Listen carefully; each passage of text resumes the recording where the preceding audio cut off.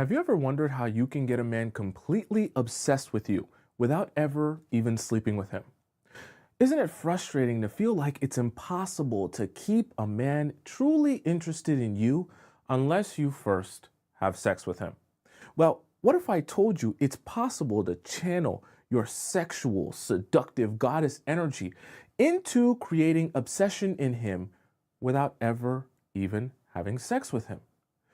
If you want to learn how that works, then join me on today's show where we'll be discussing how to use sex to make men fall in love with you. That way you understand how to utilize this sexual energy that you already possess to have him wrapped around your finger without ever even giving him anything. Narratives, point number one is about narrative. Narratives are very important in your relationship, okay? And they start from the very beginning. Because as you're building a narrative in your relationship, that will be the idea and the concept that you fall back on time and time again as a foundational element of what you two are trying to do here. How does this play a role in how you're going to use sex to make a man fall in love? See, a man always has a natural desire for sex, to orgasm, to procreate. That's great. That's awesome. We want to use that to get him to a special destination that is even more amazing than just orgasm. Now, when it comes to narratives, see, what we don't want is we don't want a narrative building from the very beginning that you are here, right? And he is here. What do I mean by you're here and he is here? We don't want this narrative of sex in your relationship and the possibility of sex in your relationship to be, I want things done this way and you want things done a different way. And me and you are on two totally different paths here. Because what's going to happen is this is going to make it feel like the two of you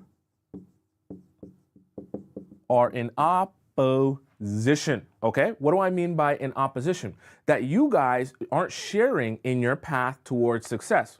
That in order for him to be happy, he has to take a totally different path than you do in order for you to be happy. So how does this really relate to making men fall in love through sex?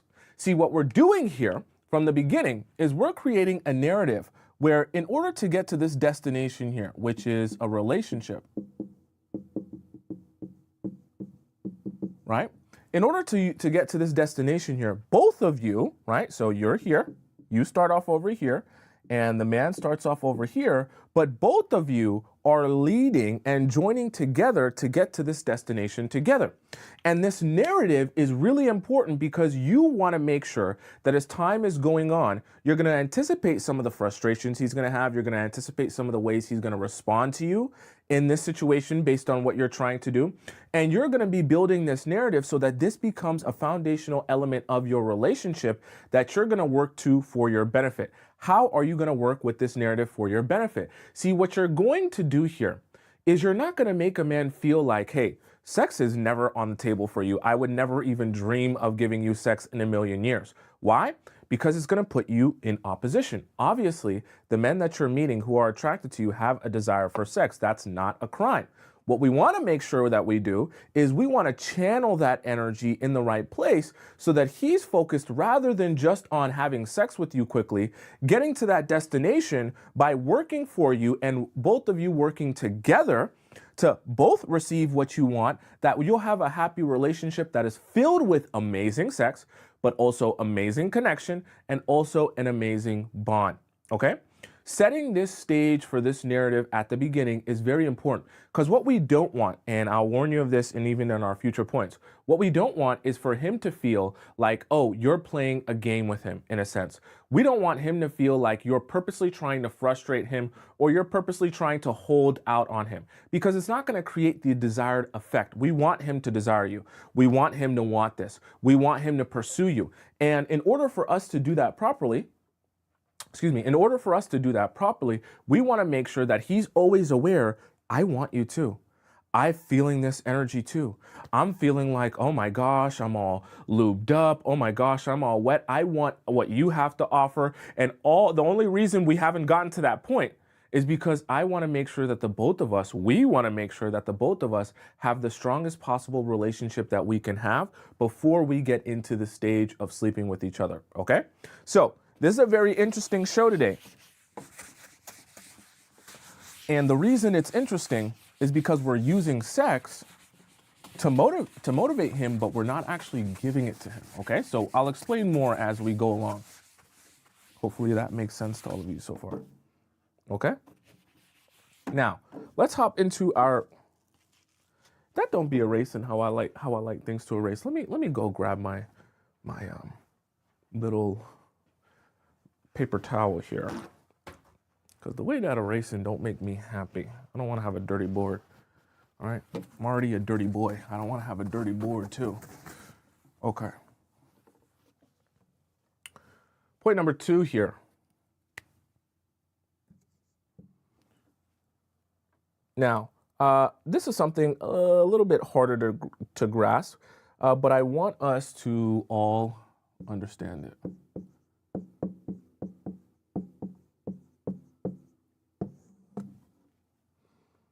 Okay. I'm going to draw up a scenario and we'll do it like this. So, point number 2 is about playfulness. Now, what does playfulness really mean? When you meet a guy, one of the things you want to remember is that in your femininity, right, we want to create a fun, low stakes environment. What do I mean by low stakes? Is you want to focus on the feeling that you give men. I always talk to you all about feelings and emotions. And when you meet men, we want to be focused on giving them a feeling. See, the mistake that a lot of people will make in the way that they'll tell you to deal with and approach men in this dating world is because obviously men will take advantage of you if you allow them to take advantage of you. Sometimes you can come to your dates with your hard hat, your helmet on, and your work and construction boots on, taking notes and saying, hey, I'm not here to get played. So make sure you answer each one of my 35.3 questions. And each one of your answers better take at least 3 sentences or more. Please use like when you do that, you're going to make a relationship very painful for men. And you're going to find yourself very disconnected from the men that you're dating. Why? Because there's no seduction in that approach, okay? There's no emotion in that approach. Even though you're trying your best to not get played, which I don't want you to get played, you're actually taking away one of the most important parts of the relationship and the building a relationship with the man, which is the sexual element, right? Is the attraction element. It's very hard to be attracted to someone who feels very robotic in their stance and in their approach. So what we want to do is we want to create playfulness from the very beginning in the way that you talk to and interact with him. I'm going to give you an example of what playfulness would look like. Let's say you're talking to this guy about the gym, okay? And you guys are on the topic of the gym. An example of playfulness would be in this scenario where you guys are talking about the gym. Let's just say you make a joke about, oh, I'm never having you as my trainer. Trust me, we're never going to the gym together, okay, right? So you say something like this, right? You say, we never going to the gym, right? And then he's going to say something like, well, why? Why would we never going to go to the gym, right? This is going to be his natural response. Why? Right? He's curious now. You're extending some curiosity. And your response will be, can anyone guess? Your response will be,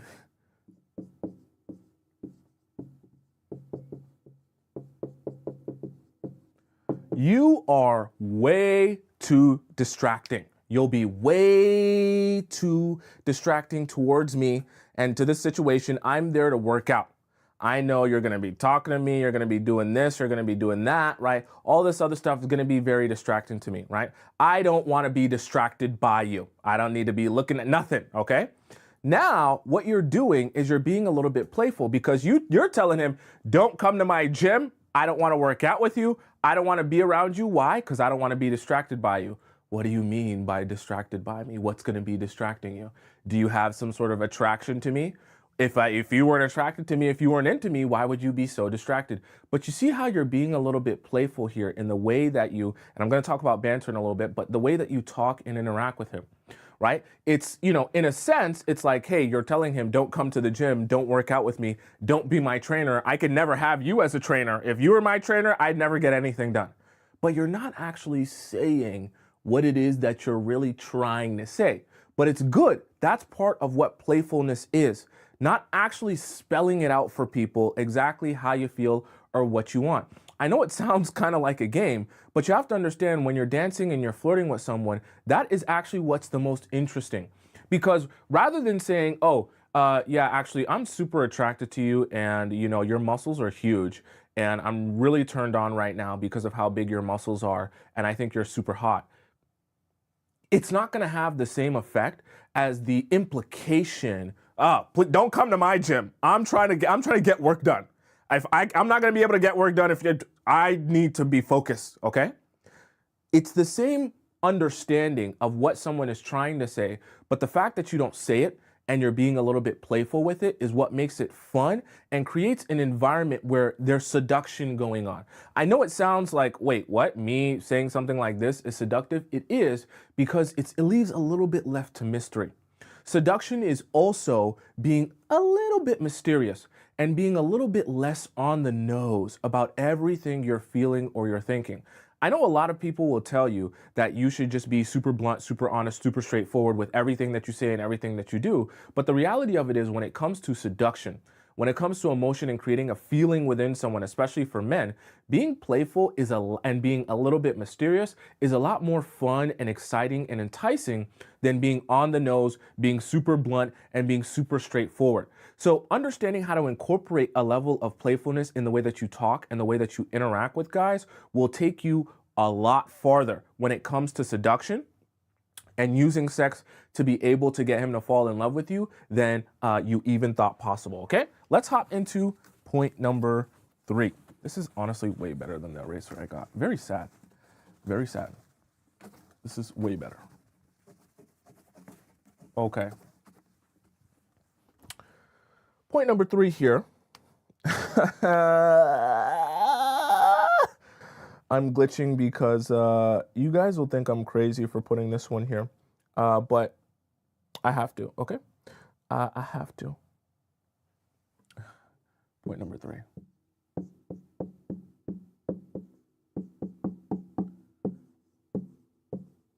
I laugh.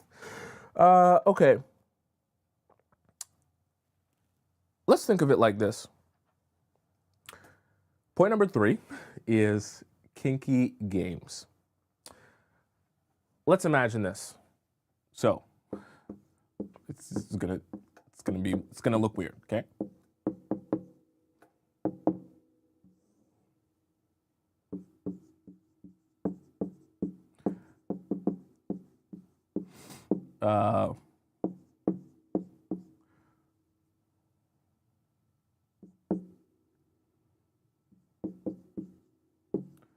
All right, we're going to imagine a scenario here. All right. So, point number 3 is about kinky games. What do I mean by kinky games? Whenever you're thinking about how to use sex to make men fall in love, let's be so for real. If you can connect sex with other aspects of your relationship, you will be speaking a man's language. Now, let me help you understand 2 things simultaneously. Men will fall in love with you more when they invest in you more, whether it be financially, emotionally, physically, spiritually, all of that stuff. The more that they invest in you, the more and deeper their feelings are for you. Okay, so that's number 1. What you also want to understand, though, is men don't really understand how to invest unless they're naturally motivated to invest. Let me explain that. What I mean by that is they understand how to pursue sex. And they understand how to pursue the opportunity of sex. That's very easy for them to compute. So if you can take that understanding that men have naturally, and you can connect that to investment, then you can create a scenario in which, as this guy is naturally pursuing sex, he's also simultaneously pursuing investment into you, which is connecting everything in the way that you want. Let me give you a perfect example of what I mean by that. So I have your daddy buys a dress, he takes me out to dinner, and he spends money on me. Creating a kinky game out of this is, remember, foundations and narratives are very important. So we want to create a scenario, not even a scenario. We want to create an element of your relationship where, oh my gosh, anytime you buy me things, anytime you treat me like a princess, you take me out, you want to know what that does for me? Oh, that gets me so wet. Oh my God, you wouldn't even understand how turned on I am. Oh my God, when I see you paying that bill and it's $150, it does something to my body. Oh my God, when you're shopping for me and you come back with my favorite red dress, you wouldn't understand the way it just makes me shiver. And you're just such a big, strong man when you take care of things like a man. And you do you want to know what these broke men are doing? They're going 50-50 with their. You're a big, strong, amazing, powerful man. I should get on my knees right now and worship you the way you're big and strong like this. When you talk like that, I know it sounds silly when I'm saying it on the show, but when you talk like that, you're speaking his language. And don't ever make a mistake here. You're doing something for yourself simultaneously as you're doing something for him. You're connecting sex with the way that he treats you. Very, very important thing to connect for men. They don't understand that you feel good about something until you speak a language that they want to hear, makes you feel good. What do I mean by that? When you tell them something turns you on, now their ears are perked up. Oh, wait, what? What'd you say? It's getting you wet? Oh, if you're wet, that must mean we're closer to the possibility of sex. It's a natural connection that men will make. If you're turned on, that must mean sex could be right around the corner, or the possibility of it could be right around the corner. So the more that you tell me something is turning you on, the more that you tell me you're getting worked up, the more that you tell me you're lubricated, the closer I am to the possibility of sex. And if I'm closer to the possibility of sex, I need to keep on doing that thing over and over again so that I can eventually get to that destination, right? Because men have that natural desire to get to that destination. So you see how when you start speaking his language, now you start giving him this internal motivation to say, okay, you want to get closer to that destination or possibility of sex? You really want to get me wet, lubricated, and turned on? All of this stuff you've been doing, all that spending money, buying dinner, being a big, strong man, taking care of me, giving me princess treatment, that's doing something crazy for me. Okay? Do you start to see how you're using sex to make him invest in you, and his investment in you is what's subsequently going to make him fall in love deeper and deeper and deeper in you?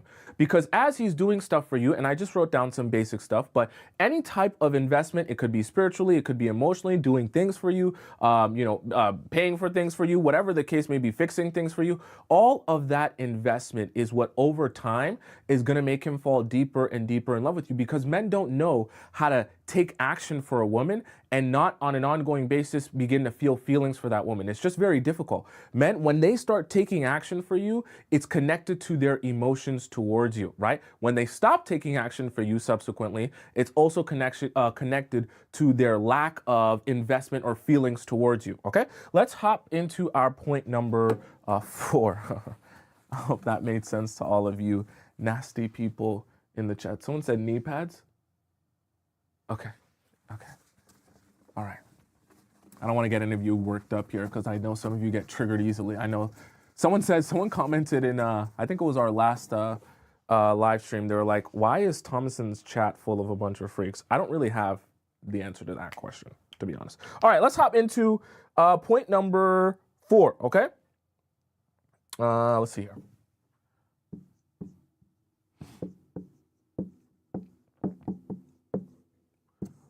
Okay.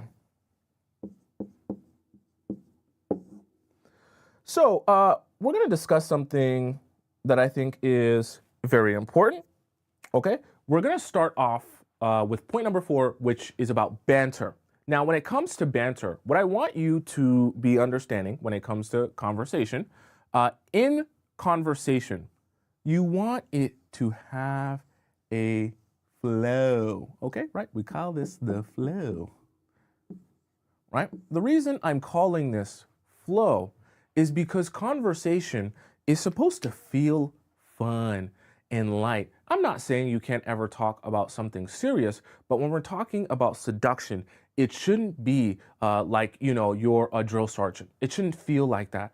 Your energy shouldn't be that of a drill sergeant. If you're trying to seduce him, if you're trying to make that sexual energy be present in your relationship or in your talking stage or whatever, or on this date, right?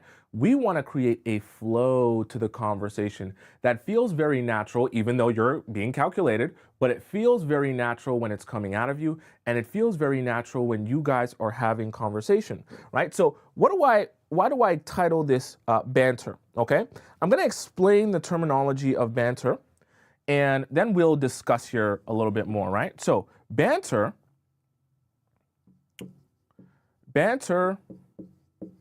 is important because banter is what's going to show him that you are witty, okay? Banter, essentially, in its most basic definition, is just your ability to kind of play off someone, make jokes at them, tease them a little bit, right? Not necessarily be so focused on, oh, I just want to be super serious. I want to talk about how much I like you, everything I like about you, and solely figure out how we're going to make a relationship work. Cool, that's great, you can do that. But what I also want, especially when you're meeting a guy from the very beginning, I want you to play with him a little bit. I want you to tease him a little bit. Why? Because your ability to tease someone and actually be quick-witted with your words and being able to have your own little comebacks actually shows someone that you're very witty, okay? And when someone sees that you're capable of being very witty, you might not actually think of this, right? But as you're able to show someone, I wrote that very funny, as you're able to show someone that you're very witty, did I spell that correctly? Yeah, I did. Okay. As you're able to show someone that you're very witty, you're also showing them that you have intelligence, right? Because in order to be witty, in order to have your quick comebacks, in order to be a little bit cutesy or funny with your jokes and the way that you tease him, you have to have that intelligence to be able to say things like that and do things like that. And I know it sounds very silly and very trivial, but in that intelligence that you show him, right, you're subsequently going to be a lot more attractive, right? Because here's the thing, right? I'll just be honest with you as a man. When men can feel like, oh, this woman's like on my level, right? Like she can take it, but she can also dish it out a little bit too. It helps men see you as their equal rather than seeing you as below them, which is good. We want men to meet you and from the very beginning, make them have the feeling that you're just as capable as he is, that you're just as intelligent as he is, that you're just as witty as he is. Because what it also shows him indirectly is that he will find it difficult to get over on you in this relationship or to pull the wool over your eyes in this relationship. And see, this is one of the ways, and it's funny, as you're having fun and as you're playing around, you're showing him something without having to tell him anything. When you're able to be like this, when you're able to banter with him, he understands, okay, it's not like she's someone where I can just convince her of anything. Because clearly she has this wittiness and intelligence about her that, one, I find attractive, but also shows me that she's more in line with my level of intelligence, my level of understanding, that I'm not just going to be able to tell her whatever I want to tell her and she'll believe it, right? She has a little bit of, wittiness and intelligence to her, okay? Sounds very kind of abstract, but it does happen. And it's a feeling that we get when we're able to establish a relationship that is playful, right? Banter is another version of playfulness, but it's just more about the words and the way that you're interacting with that guy, okay? Someone said, can we touch his dump? No, you can't touch anything on him. But this banter is good. Now, I seen someone ask, but what if we're an introvert? How can we do this? Well, here's the thing. Even as an introvert, right? This is what you have to understand. There's a difference between being an introvert to the point where you don't talk to anyone about anything anytime, and being an introvert, but when you get comfortable with someone or when you're building a relationship with them, you're able to open up and you're able to talk more.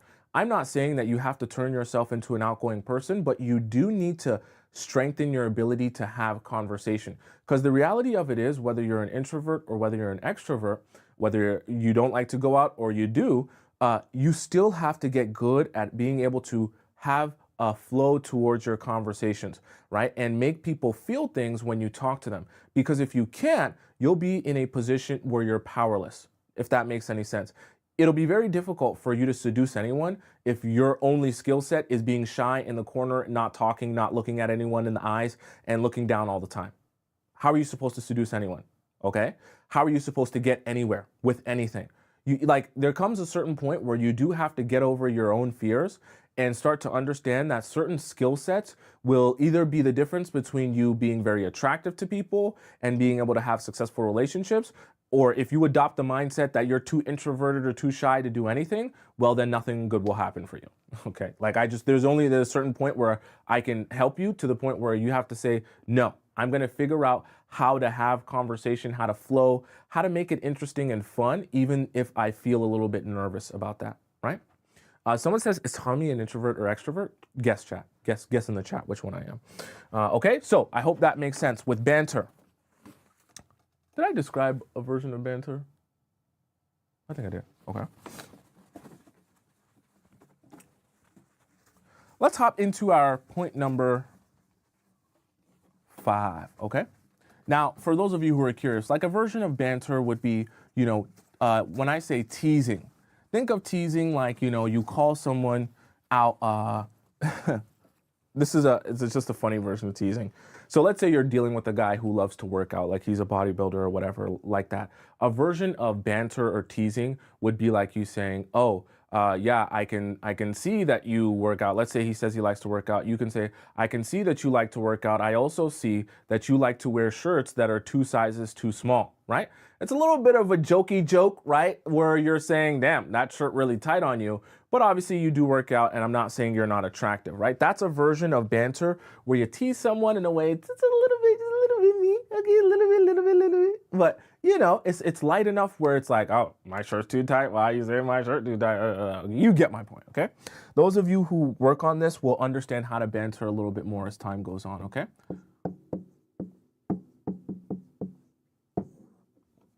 Okay, now, let's think of this idea here, because in this one, I'm going to create an analogy, because I want this analogy to stick with you in your understanding of what we're trying to do here. Okay. So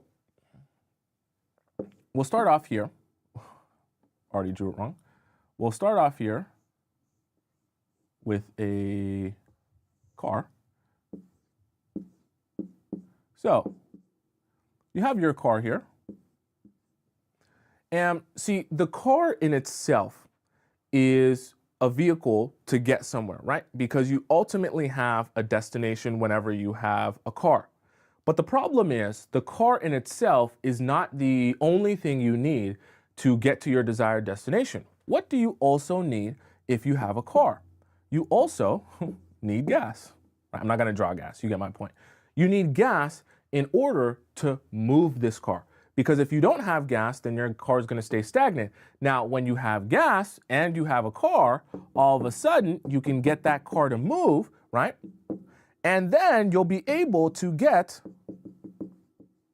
to your destination, okay? So when you have a car and you have gas to fuel that car, you can get yourself to your desired destination. How does this relate to your relationships? It's the same exact thing. But instead of it being a car, the car represents the man, right? And your gas in this scenario here is actually sex. And your destination that is desired by both of you is a relationship. Should be. So I talked about this earlier, right? In terms of tension, and in terms of where you guys are trying to end up, it should be the same destination for both of you. But what you're strategically doing here is you're recognizing that men understand how to be motivated if you input something that speaks their language, which is sex. So you allow sex to feel like it's around the corner, because knowing, or him feeling like it's around the corner, is what's going to actually motivate him to get this thing going and drive it in a direction of this destination, which is a relationship. What do I mean by that? And why do I call this point number 5 tension? I don't even know if I introduced it, right? Point number 5 is tension. But what do I mean by that specifically? When you allow sexual tension to exist in your relationship and you don't shy away from it, because this can be the mistake. When you feel sexual tension, you try to say, nope, we can't be feeling this right now. This is not the time for that. I've got to be strict. I've got to be a drill sergeant. We can't have this going on. I don't want to give you the wrong impression. And you get into a place where you forget how motivating this can be for men to continue progressing the relationship forward and continue pursuing you. You're making a grave mistake.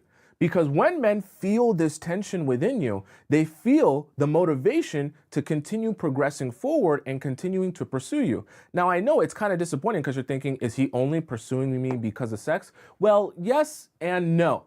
Because he's pursuing you because his attraction to you gives him a natural desire to have sex with you. But as he explores the desire to have sex with you, and he does things for you, and he invests more in you, he gets closer and closer to this destination indirectly.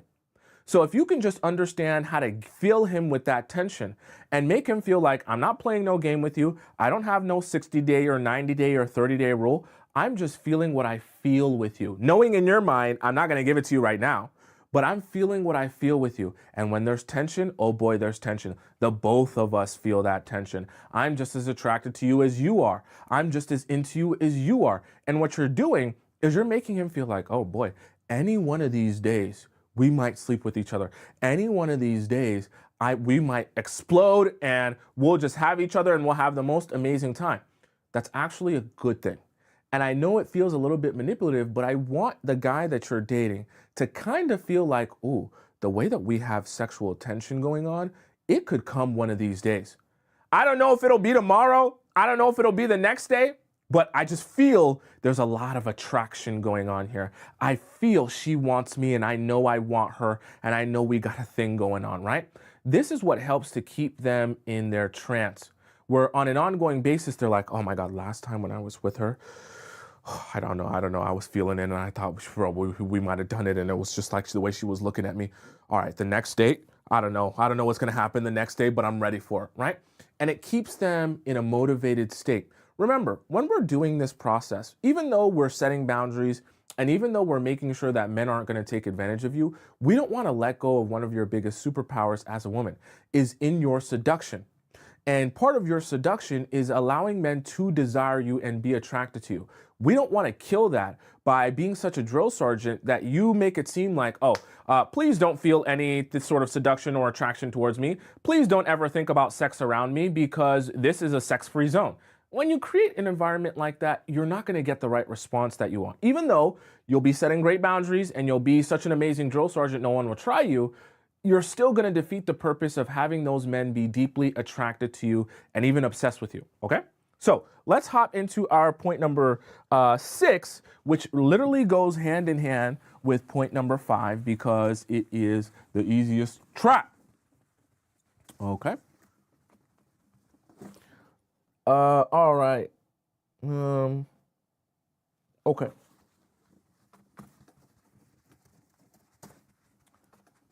So, when we hop into point number 6, I want all of you to be paying attention because this is the biggest trap that will come your way, okay?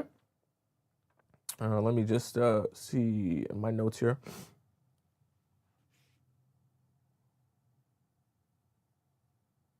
Okay.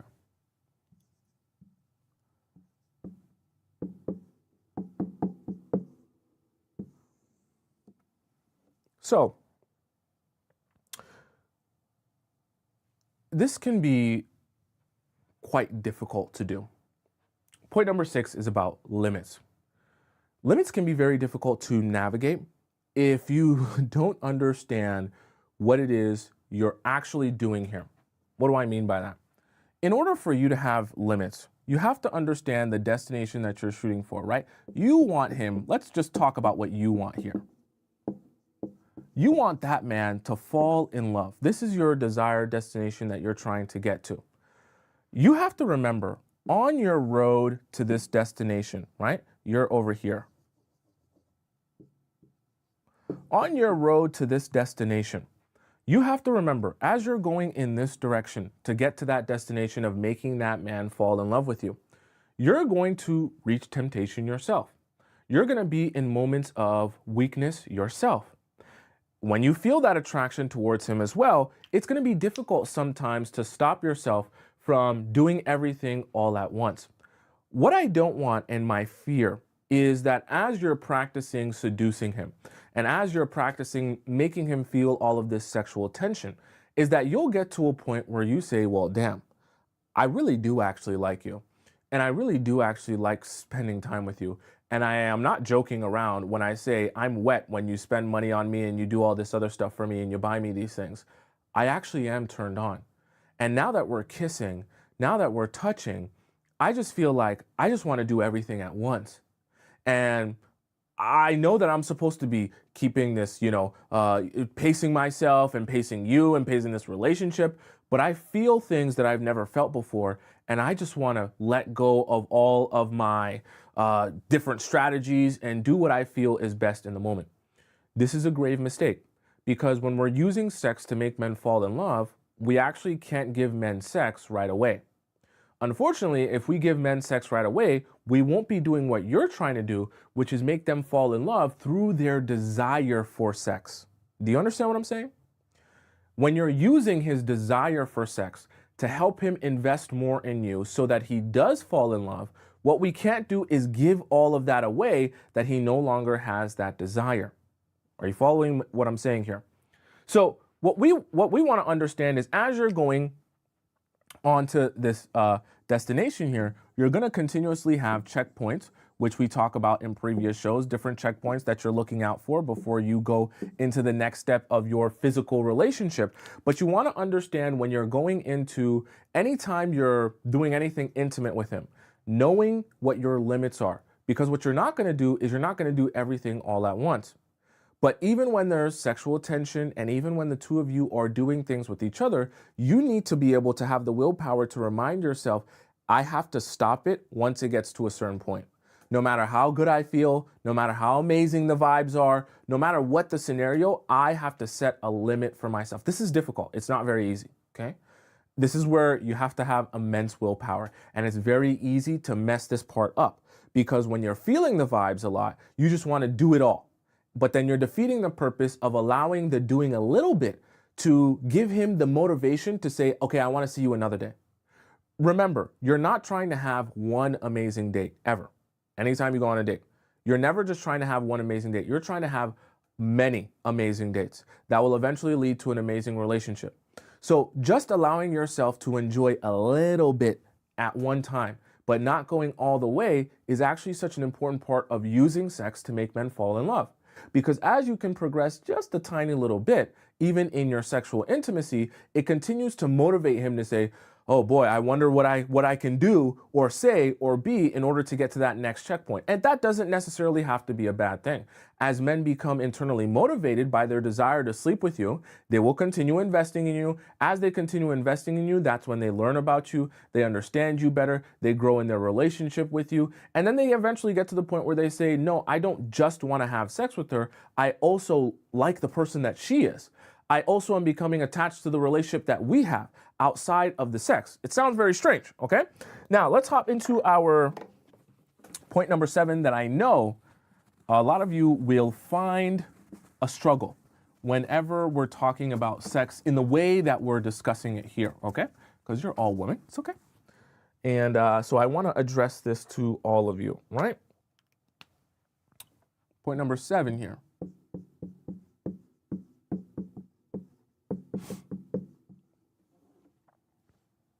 All right, so let's draw this visual out here. And let's think of this like this. So point number 7 is about frustration. Now I'm specifically referring to sexual frustration. One of the things that you will probably struggle with when you're trying to withhold sex from men because you're using it to help him to fall in love with you is you'll fall into this trap of feeling very bad and sad for him. The reason you feel very bad and very sad is because you don't feel good about making him so frustrated with you. Because you know when you're kissing him and he's touching you, he's all horned up. And when he's all horned up, when you leave after just a bunch of kissing and touching, that he's a little bit frustrated because he didn't get to come. Okay, let's just be for real. But here's the thing, and I want you to kind of understand this in a visual here, okay? See, when we're thinking about our destination here, right, of the relationship, as we talked about earlier in the show, when we're thinking about this destination, and let's just say it's at 30%, right? You guys are 30% of the way there in terms of what you know about each other, how you understand each other, how you go about your relationship and everything, right? You're closer, but you're not there. What we don't need to happen, ever need to happen, we never need you to get to that 90%, right? We don't need you to get to 90% in one day. We don't need that. We don't need that because it's not necessary and it doesn't serve you. The truth of the matter is, what serves you the most is even if each one of these days it goes to 31, and then another day is 32, and then another day is 33, and another day is 34, it's a lot better for you to incrementally go up little by little, even if it's frustrating for him to go up little by little, because what will happen is as he continues to invest in you over the course of time, it'll become harder for him to walk away from you as he has put more and more investment in you. So even though he's going to express frustration with not being able to go to 90% in one day, if he has respect for you, and he actually wants to be with you, even though it's frustrating to not get the 90% in one day, he will come back and invest again. And then he'll get a little bit of progress. Then he'll come back and invest again, and he'll get a little bit of progress. So it's so important to understand what your ultimate goal is, using sex to help motivate him to continue pursuing you and progressing the relationship forward. You're obviously not going to never have any sort of intimacy with him, and you're obviously going to express some of that intimacy with him at certain times by doing certain things with him. You might tongue kiss him, you might make out, he might feel you up, you might feel him up, whatever the case may be, but you're not going to let him have that ultimate goal all in one day. That way, he keeps coming back as a repeat customer. You also get an opportunity to feel him out, feel the vibes out, and feel what his level of interest is in you his level of interest in you really is. What I mean by that is you'll find out very quickly the men who become frustrated and say, I was only here to sleep with you in the first place, so I don't even want to do this anymore.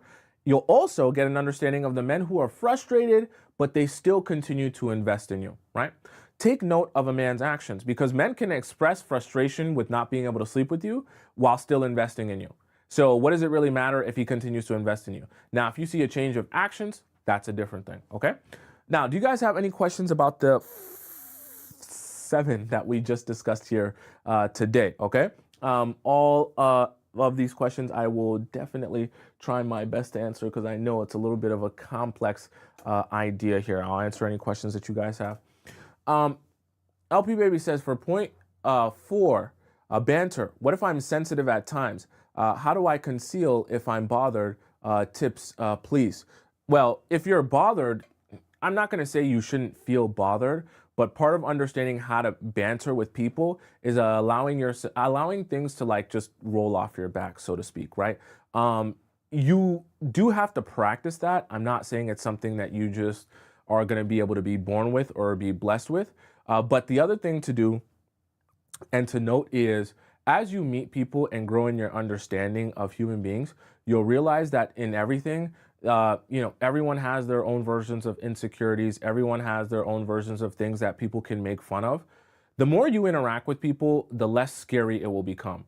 Usually when you're the most bothered by things and the most insecure by things, it's because you're lacking perspective.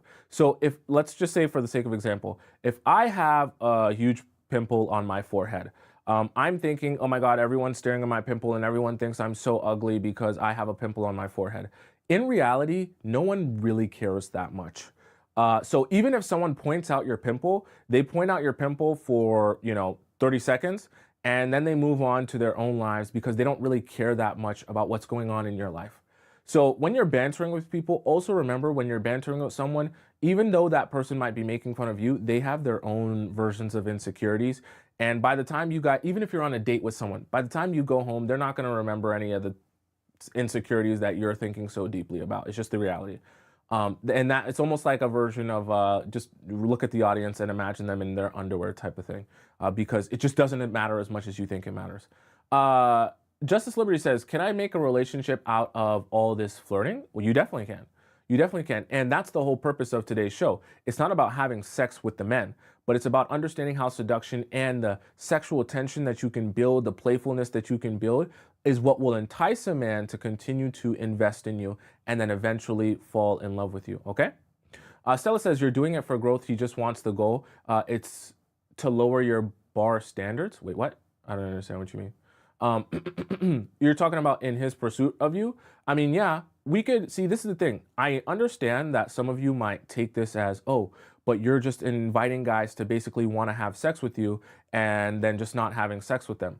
Well, yeah, when a guy meets you and he's attracted to you, he has a desire to have sex with you, whether he's super evolved, whether, you know, he's a really grown, mature man, or he's an immature man. Any man who meets you and is physically attracted to you will have a desire to have sex with you. So understanding how we can use that desire, that natural desire, because it's a natural desire, to channel his energy into a place that will create a successful relationship, I think is the best way for you to go about that. Because then you'll end up in situations where rather than trying to change a man's nature, you understand his nature and you figure out how to get what you want and what will also be best for him by channeling his energy in the right place and both of you being satisfied and happy in that scenario. I don't think that when we strategize and we work on ways to approach relationships, that it has to be either you win or he wins, even though it's, you know, technically a war. I don't think that the end goal or outcome has to be, oh, you won and he lost, or he won and you lost. I think that even when you're strategizing, you can strategize in a way that everyone ends up happy because they get a little piece of what they were looking for, if that makes any sense. Okay?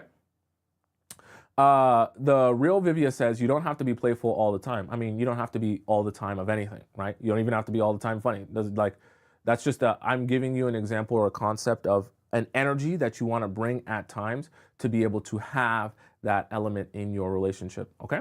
Blue says, for the 5th and 7th point, how long is specifically too long for a man to exert sexual tension upon us to the point that it feels like a game of control? Who blinks first loses. I don't think so. This is going to sound kind of weird, Blues, but I don't think sexual tension ever has to go away in your relationship. All you have to gauge is, even though we have sexual tension and I'm not giving myself completely to him, does he keep coming back to continue to date me? If that's the case, why does anything need to change? Nothing needs to change. Even if there's sexual tension and he's like, damn, you're not giving it to me. Damn, we haven't slept together yet, but he still continues to date you and he still continues to treat you well. What's the problem here? That there's what's the problem with sexual tension? I don't think there is any, right? I think there should be a healthy amount of sexual tension in your relationship, and there should be a healthy amount of desire on both of your parts to have sex eventually in the relationship when it works out, which is why, specifically why, I told you guys in our very first point, I want you to create a narrative that both of us are going to work together to get to our desired destination of a relationship. And the other thing I should have mentioned with narrative and the way that I want you to paint it, I want you to paint it from the beginning as, I have attraction to you. And I do actually have a desire to like sleep with you. But I also know we will both get the best experience sleeping with each other when we learn more about each other and understand each other better. Because how are the men supposed to argue with that, right? Are they going to say, I want a worse sexual experience and sleep with you now? Or are they going to say, oh no, I actually want a better sexual experience that will blow and knock my socks off.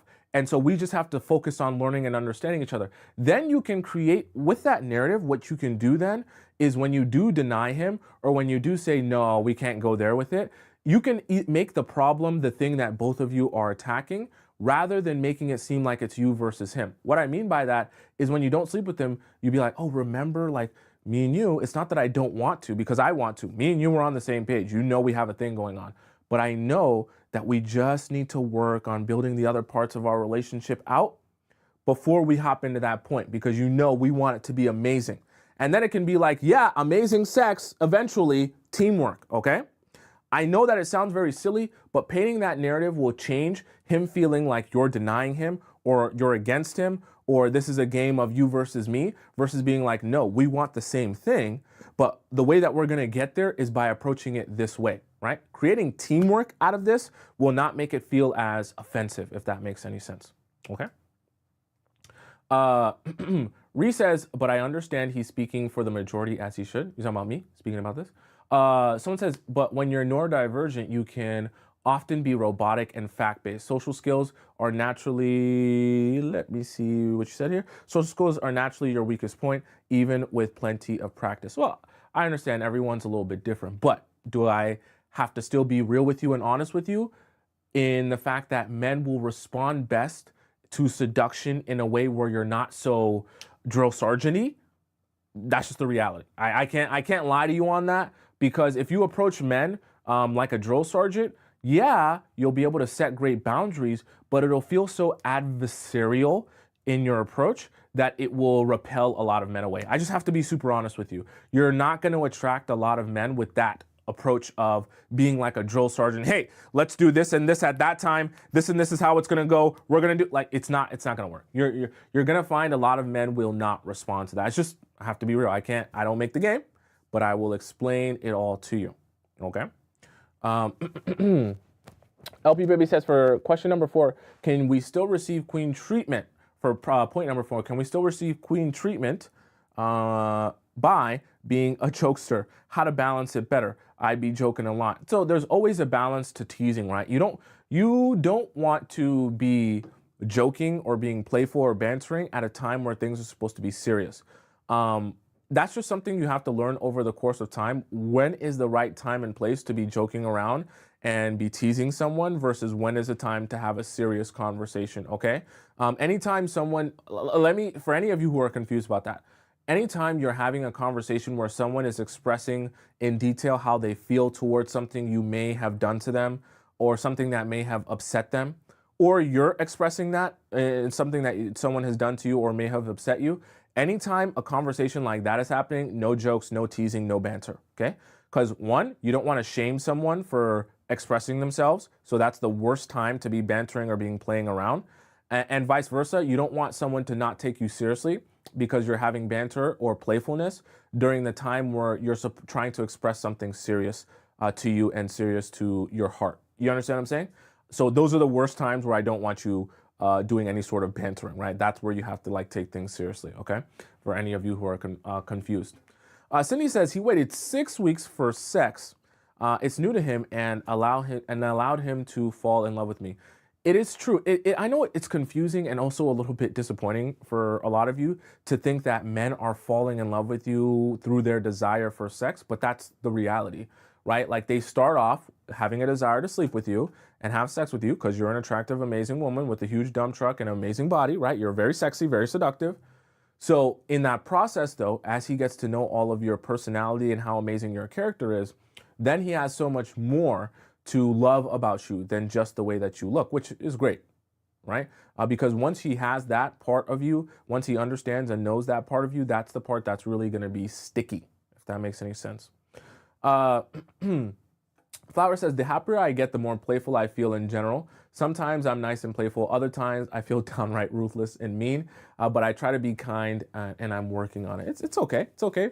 We're all a work in progress and nobody does it perfectly, even me, right? I have to learn and had to learn how to be playful in my relationships and bring a nice environment to dating, right? Nobody wants to go on a date and feel like they're in an interview. Even though I do want you to interview men, I don't want you to make them feel like it's an interview, right? I want you to be inquisitive and questioning from the standpoint of how interesting you find them, right? Because that creates a feeling of, oh, this is an open environment for me to share and be honest and be myself, as opposed to I'm asking you all these questions because I'm grading you and this is a test and I'm trying to see which one you're gonna fail, okay? When you do it like that, the people aren't gonna be responding to that well, right? Someone says, I have a husband test, like you have a written husband test? Okay, interesting. All right, chat, let's hop into our, oh, by the way, For those of you who have a personal question for me, whether it be related to the show topic or completely unrelated, just about your man or your situationship, whatever the case may be, you can go into the link in my bio on TikTok or in my description on YouTube and click where it says private relationship advice. Then you can ask me a personal question about your situationship or relationship, and I will give you my personal advice on what you should do or just perspective if that's what you're looking for, okay? So you can do that by going to those links there, click where it says private relationship advice. Now, so our real first video here. Here's how you... So what are some red flags you're noticing in cheaters?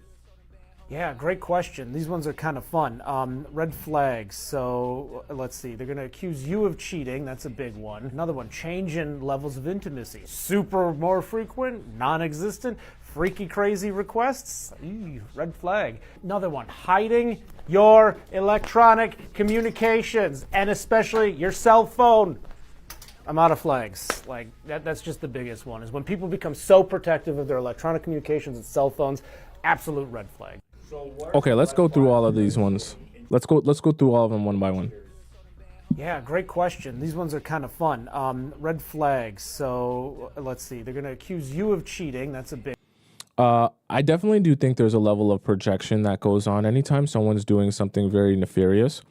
They're always going to be thinking that their partner is thinking that exact same way and going about life that exact same way. So I'll give you an example of something like, let's say you have a guy who loves going to the gym and he accuses you a lot of flirting with people at the gym or doing things that are inappropriate at the gym. There's a high likelihood that he's probably doing something at the gym, especially if the way that he's accusing you seems to be based on zero evidence, right? Big one. Another one, change in levels of intimacy. Super more frequent, non-existent, freaky crazy requests. Ew, red flag. That's another what I call pattern interrupt. If someone that used to be vanilla or used to be into certain type of things randomly gets all of these different kinks and fetishes out of nowhere, it's probably because he's exploring different things with other people, right? That's another example of a pattern interrupt. Another one, hiding your electronic communications and especially your cell phone. I'm out of flags. Like, I think that one's pretty straightforward, right? If someone is super overprotective over you touching or seeing their cell phone, then obviously they have some stuff on there that they probably don't want you to see. Probably. The most dangerous thing a woman can do is learn how to love herself. Because the moment she does, she stops tolerating disrespect. She stops chasing those who never chose her. She stops settling for almost and maybe, and that's when they start to fear her. Not because she's cold, but because she's finally free. Learn to love yourself. Your freedom is in your self-love. Learn to love yourself. He's so close. Your freedom is in your self-love. He's so close. Learn to love yourself. He's in my ear. Your freedom is in your self-love. He's in my ear. Learn to love yourself. He's in my ear now. Your freedom is in your self-love. I can see his pores. Okay, so here's the thing, and I'll even add on to this why it's very dangerous for you to love yourself from the standpoint of people who want to take advantage of you. I always tell you guys, it's funny.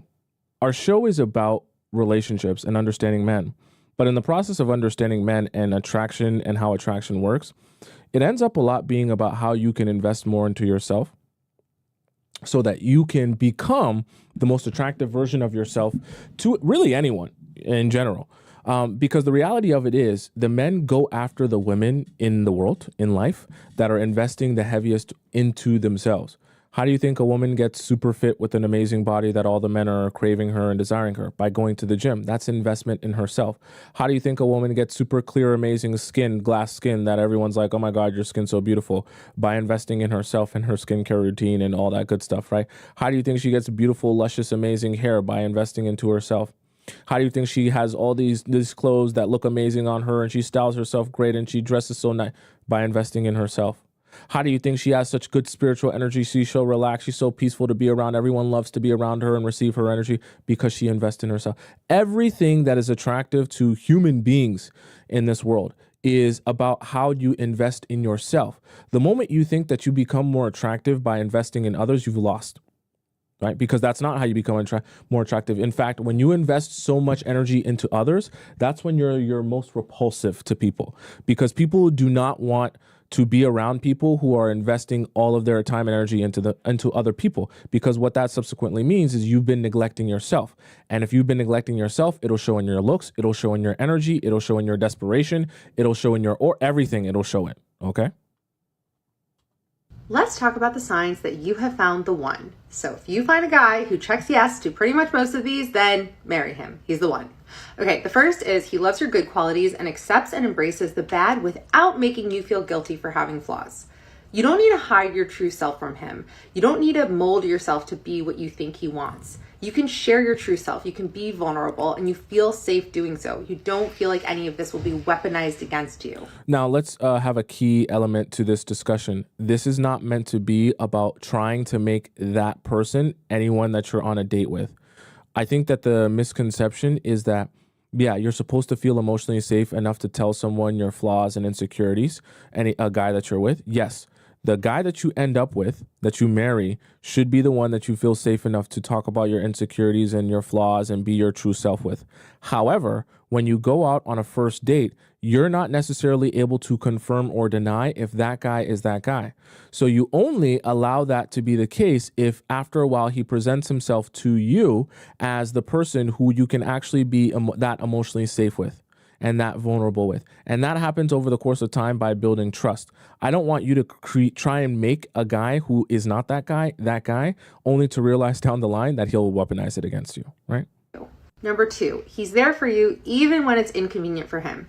This is important because it's easy to be the perfect partner when everything's going great, when everyone's schedule is in sync, when there's no problems, when you're on your best behavior, when it's just smooth sailing. But that's not the reality of a situation. What is it like when the storm comes through? How does he react when things get tough? What is he like when he has to make a sacrifice in order to be there for you? Now that's what you need to look at. Number three, he factors you in. This reminds me of the breakup scene, one of the breakup scenes between Carrie and Big in Sex and the City before he moves to Paris. And she's like, why is it so hard for you to factor me into your life in any real way? The right guy for you factors you in. He considers you. He treats you as a partner, as a vital part of his life and a vital part of his decision making.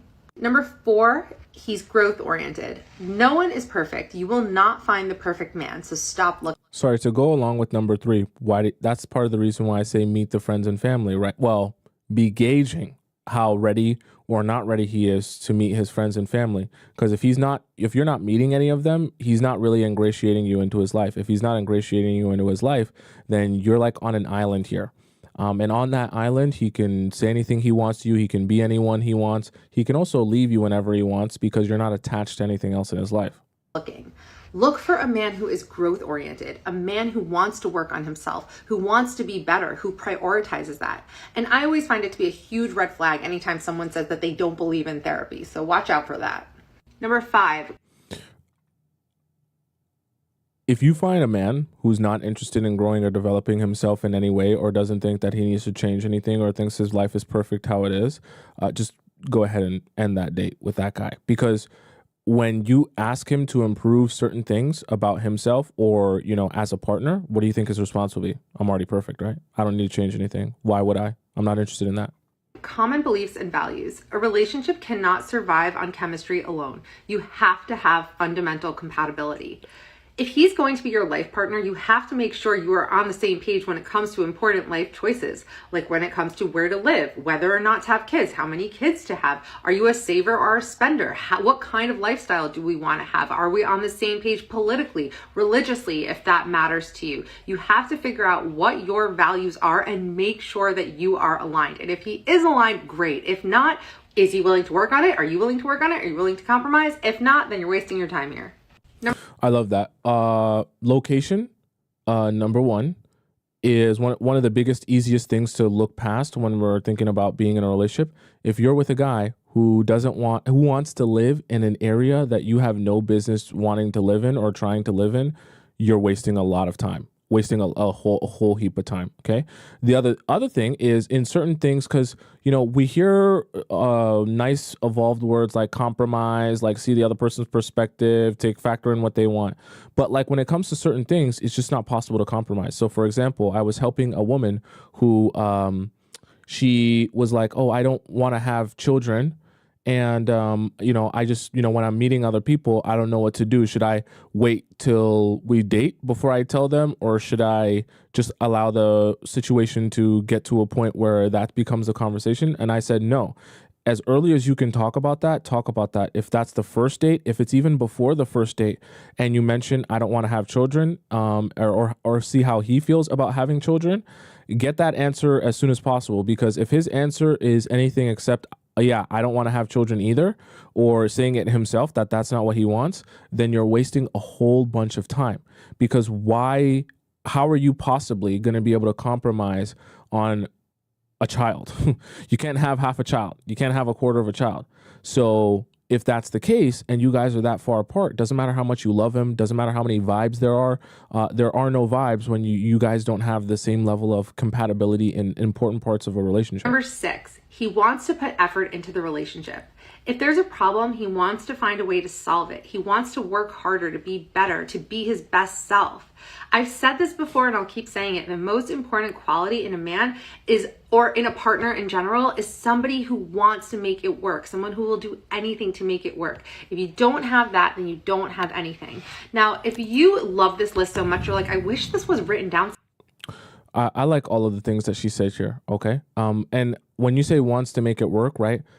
The best way to gauge that is to do nothing, especially at the beginning. Because when you do nothing, you let men show you how much desire they have to actually be with you. I know it sounds a little bit selfish, but you don't want to be over investing yourself and trying to force a relationship with a man who doesn't even have that interest, right? But I'm changing. I am changing. I'm changing for you. I'm doing the best I can. I'm doing the best I can. I literally thought about getting you flowers. Like, I thought about it. That's how you know I'm changing. I thought about getting you flowers. We were doing so good. Why do you gotta do this? Why do you gotta do this? You know this is the day my grandma died, right? And you gotta... The thought one happens a lot because, guys thinking and action is not the same, but it almost feels like action the way they'll describe it. Do this to me now? Why do you have to do this to me? I don't know how she got unblocked, but I didn't do it. I swear to God, on my dead turtle's grave, I didn't do it. I was literally going to propose to you next week. I was, yeah. I was going to go ring shopping tomorrow, and I was going to propose to you. Because I fucking love you. I love you. I love you. You're the only one I want. I don't want anyone else. Fine, I'll just delete everything I'll delete Instagram, I'll delete Snapchat, I'll delete everything. Just give me one more chance, please. No. Chat, which one of these do you think I've done before?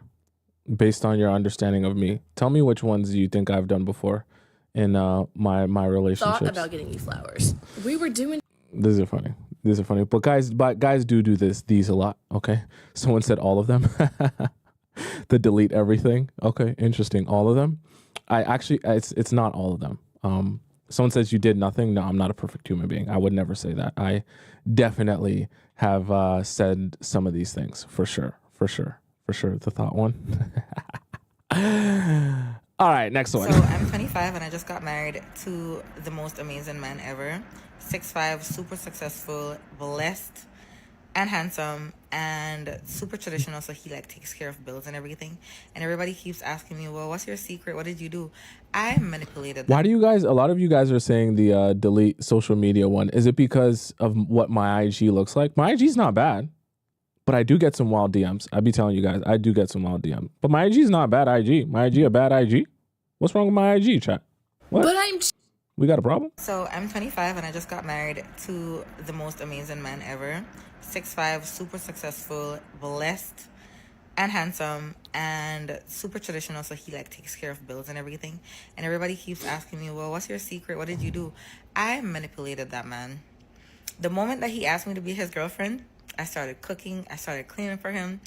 Mind you, I'm not even that type of girl, but I was just like, all right, let me try and see. Because I always tell people, don't cook for men that's not your husband. But I tried it. I cooked, I cleaned, I was available whenever he needed me to be, and then I just stopped. Like 3 months in, I just stopped. Like nothing. He couldn't get me to cook for him. He would ask me to do very small things, and I'll be like, no, I'm not your wife. I don't think I should be doing that.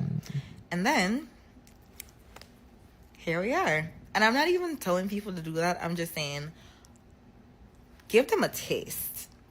Give them a taste of what it would be like if they were actually your husband, and then just stop. I'm not even joking. I mean, go all out for a minute and then just stop. And then let's see. So This is one of those. I don't like the reason I don't like stories like this is because I feel like when people say things like this, you guys get excited and say, "Oh, I should do this myself." This does not actually work. Because on majority of men, when you do because you have to remember, her strategy consisted of being wifey for basically the first 3 months, doing all the stuff that he needed, and then stopping. But we also have to remember, how often do relationships end in that first 3 month span, right? That 3 month mark is the mark where everyone kind of falls apart. So for most men, what will happen is when you do all that at the beginning, they'll suck you dry, not in a good way. They'll suck you dry of your energy and all the stuff all your time as well. And then by the time that 3 month mark comes and you switch it up, he'll just say, "Oh, perfect. I had my 3 months with you, my 3 month subscription. Now I'm going to go move on to someone else now that I realize you're no longer going to do everything for me." I think the reason that this worked out is for a couple of reasons. One, that man was probably already in a state where he was ready to be in a relationship. Do you understand what I'm saying? And he was looking for a woman that he was going to make his wife. Very important, because even if you even if you're an amazing woman, you're super seductive, super sexy, super smart, intelligent, everything that a man would want, and you meet him at a time where he's not ready to actually have a wife, none of that's going to matter. So she kind of lucked up in her strategy, worked well on a man who was already in a state ready to be married, and also able to clearly afford a ring. It doesn't look like she's wearing nothing small, okay? So there's a lot of elements there that she didn't yet discuss that also factor into why she's now married based on that strategy. Just warning you all, okay? I've only ever dated golden retrievers, so these are my secrets. You need to be so busy and so consumed in your own life that you don't even notice this man. I don't care if you have nothing going on, make something going on. Take yourself on a solo date. You don't have any money? Go to a park. Journal. It is totally free. The journal isn't free. It's linked in my bio, but the park is, so you can sit there. Also, be working towards something. Be ambitious. Have a goal that you want to achieve. I don't mean you need to be climbing somebody's corporate ladder, but you could be working towards something. So maybe you've never run before and now you want to run your first 5K, and by the end of the year you want to run a half marathon. Something. I don't care. Make a consistent effort to take care of yourself, because literally who else is going to do it? You need to be going to the gym. If you don't have money, it is totally free to jog around the block. You can do that. You have no excuses. When you take care of yourself, mind, body, soul, spirit, all of it, it shows.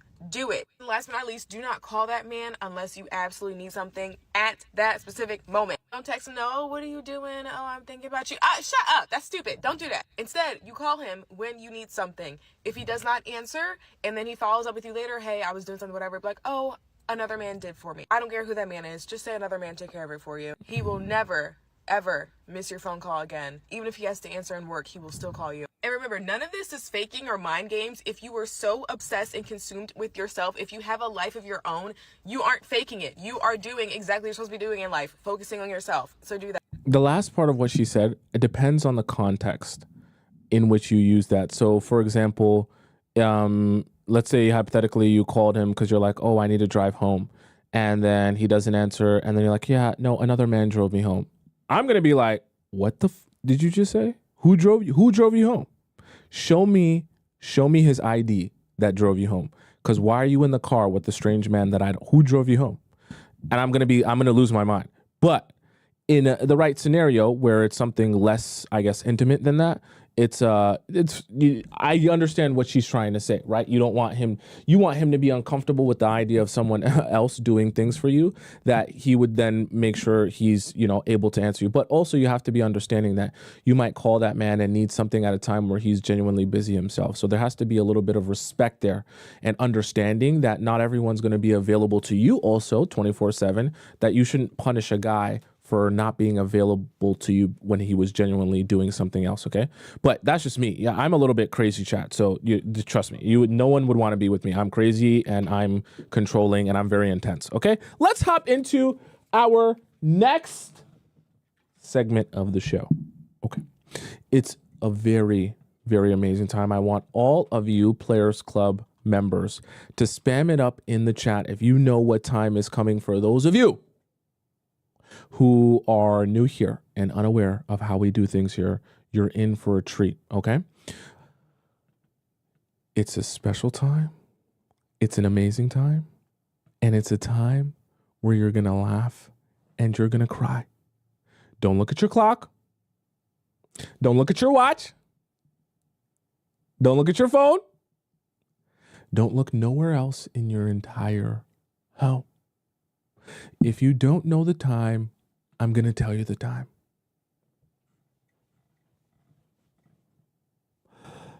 Quiet or loud, chat. Quiet or loud. Quiet or loud.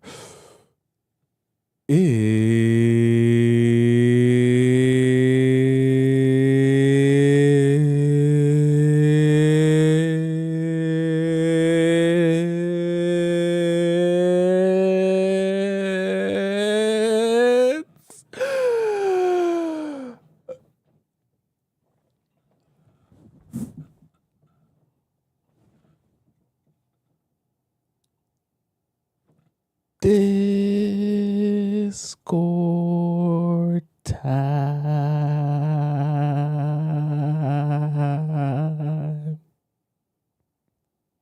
Yeah. Okay, chat.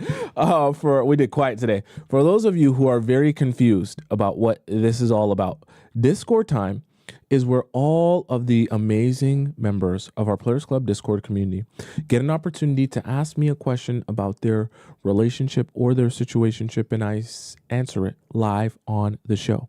Now, there are a few different ways for you to send in your question, 3 ways for you to send in your questions specifically, and I'm going to explain all of those amazing ways to you right now. The first way is to send your question into our free relationship advice forum. You can access that by going into the link in my bio on TikTok or in my description on YouTube. Click where it says Players Club Discord, and you can go into the Discord and drop your question into our free section as you please. Make sure you format it how everyone else has been formatting it. Now, when you go in here, you'll also see a bunch of other questions, and you can see on my screen that these are all highlighted. Why? Because I haven't gone to them yet. I'm just one person, and there's lots of people in our Discord asking questions. So in order for me to do this fairly, I do it first come, first serve in the free section. And you can see our oldest question is over 30 days old. So to be honest with you, it's going to take me a couple of weeks to get to your question if you ask it today in our free section. Now, if you are not willing to wait very long for your question to get answered because you're impatient and you don't have time to be waiting weeks for a question, you can also ask your question in our premium relationship advice forum. Now, the only way you're allowed to ask a question here, because the way that this works is you get to skip the line of people, because I read these questions out before I read out the free section, right? And so if you're going to be able to skip the line and I read it out beforehand, this is what you have to do. You go to the link in my bio if you're watching on TikTok, or in my description if you're watching on YouTube. You click where it says Premium Discord Relationship Advice. Then you're going to be prompted to donate to the show. And you're also going to be prompted to put in your Discord username and the title of your question along with your donation. So when you send it all in at once, I get a notification on my phone. I see that that's your donation. I see that that's your message. And then I also see that that is your username and your question, so that when I look at it here, I know it's supposed to be in here, because that's what you're actually have done the process of doing what you're supposed to do to be in here, right? Because you're skipping the line, obviously. So let's just make sure to do it like that to keep it fair for everyone here. Now, the third way to send in your question is for those of you who are in the show and want my advice or want my perspective, but you don't want to to be read out on the show because maybe you're a more private person. This is our private relationship advice link here. It's in the Discord. It's also available in my description on YouTube and also in the link in my bio on TikTok. Click where it says private relationship advice, and then you can ask me a direct question personally, privately, and I will answer it. I'll give you some advice and give you some perspective, and no one else will see it. I'll respond with a voice note as well, so you'll be able to know it's 100% me there reading your question. Okay, let's start off with our first few premium questions here. Okay, so we're going to start off today with Vicky. So Vicky's question is titled Detached. Thank you for your wisdom, Tommy, and I hope you can help me with this one. By the way, chat, I got glasses the other day. They're coming soon. I just went to go get my prescription glasses because it's kind of hard for me to read the board from here. So anyways, my situation is quite different from most of the questions I see usually in your show. Okay. Talk to me. I was abandoned by my mother when I was an infant and raised only by my dad. This has made me a very logical thinker, which is great for a business aspect as I am very successful in making money. However, it has made me very detached emotionally to people when it comes to relationships. And I really find it hard to show vulnerability and can get over anyone very fast. Although I might have strong feelings for someone, it is hard for me to show it sometimes. For example, in arguments with exes, I have been called names like robot, cold-hearted, narcissistic, stoneheart, and even though I know deep down I am not those things, maybe my abandonment issues and being raised without a mother makes me appear that way. I am very girly / feminine in my appearance and things I'm interested in, but when it comes to emotions, I guess I express mine not like most girls. Would never show a man that I'm upset or cry if we break up. I just go ahead and move on fast. When you say move on fast, like I'm also worried about what does moving on fast mean for you? I'm also a workaholic, sounds like me, and very financially successful. So sometimes I have felt a kind of jealousy / competition from guys I've dated. Okay, interesting. The last guy I was seeing, I followed all your advice perfectly, but then at one point we just randomly stopped speaking. And I know you always say, if you don't hear from a guy, then do nothing. However, in my case, I'm not sure if I was literally showing too little interest. He's always saying that I'm too busy, not having time for him, etc., which I am actually a very busy person. But how can I know if a situation is that the guy was really just not interested to pursue, or if I was the one that made him feel insecure that I'm not interested because of my distance / not expressing my emotion? Do you think I should reach out to that guy with a nice message asking how he is doing or just leave it? No, first of all, you're going to leave it. Now, let me explain to you how you balance interest. And I've talked about this on previous shows, but I'm going to explain it to you in this question. When you're balancing interest, what you want to be focusing on is giving an ebb and flow. What was the show that we had? Oh, I can't remember. It was a recent show that I just posted even on my main channel, not even in the live section, in the main section.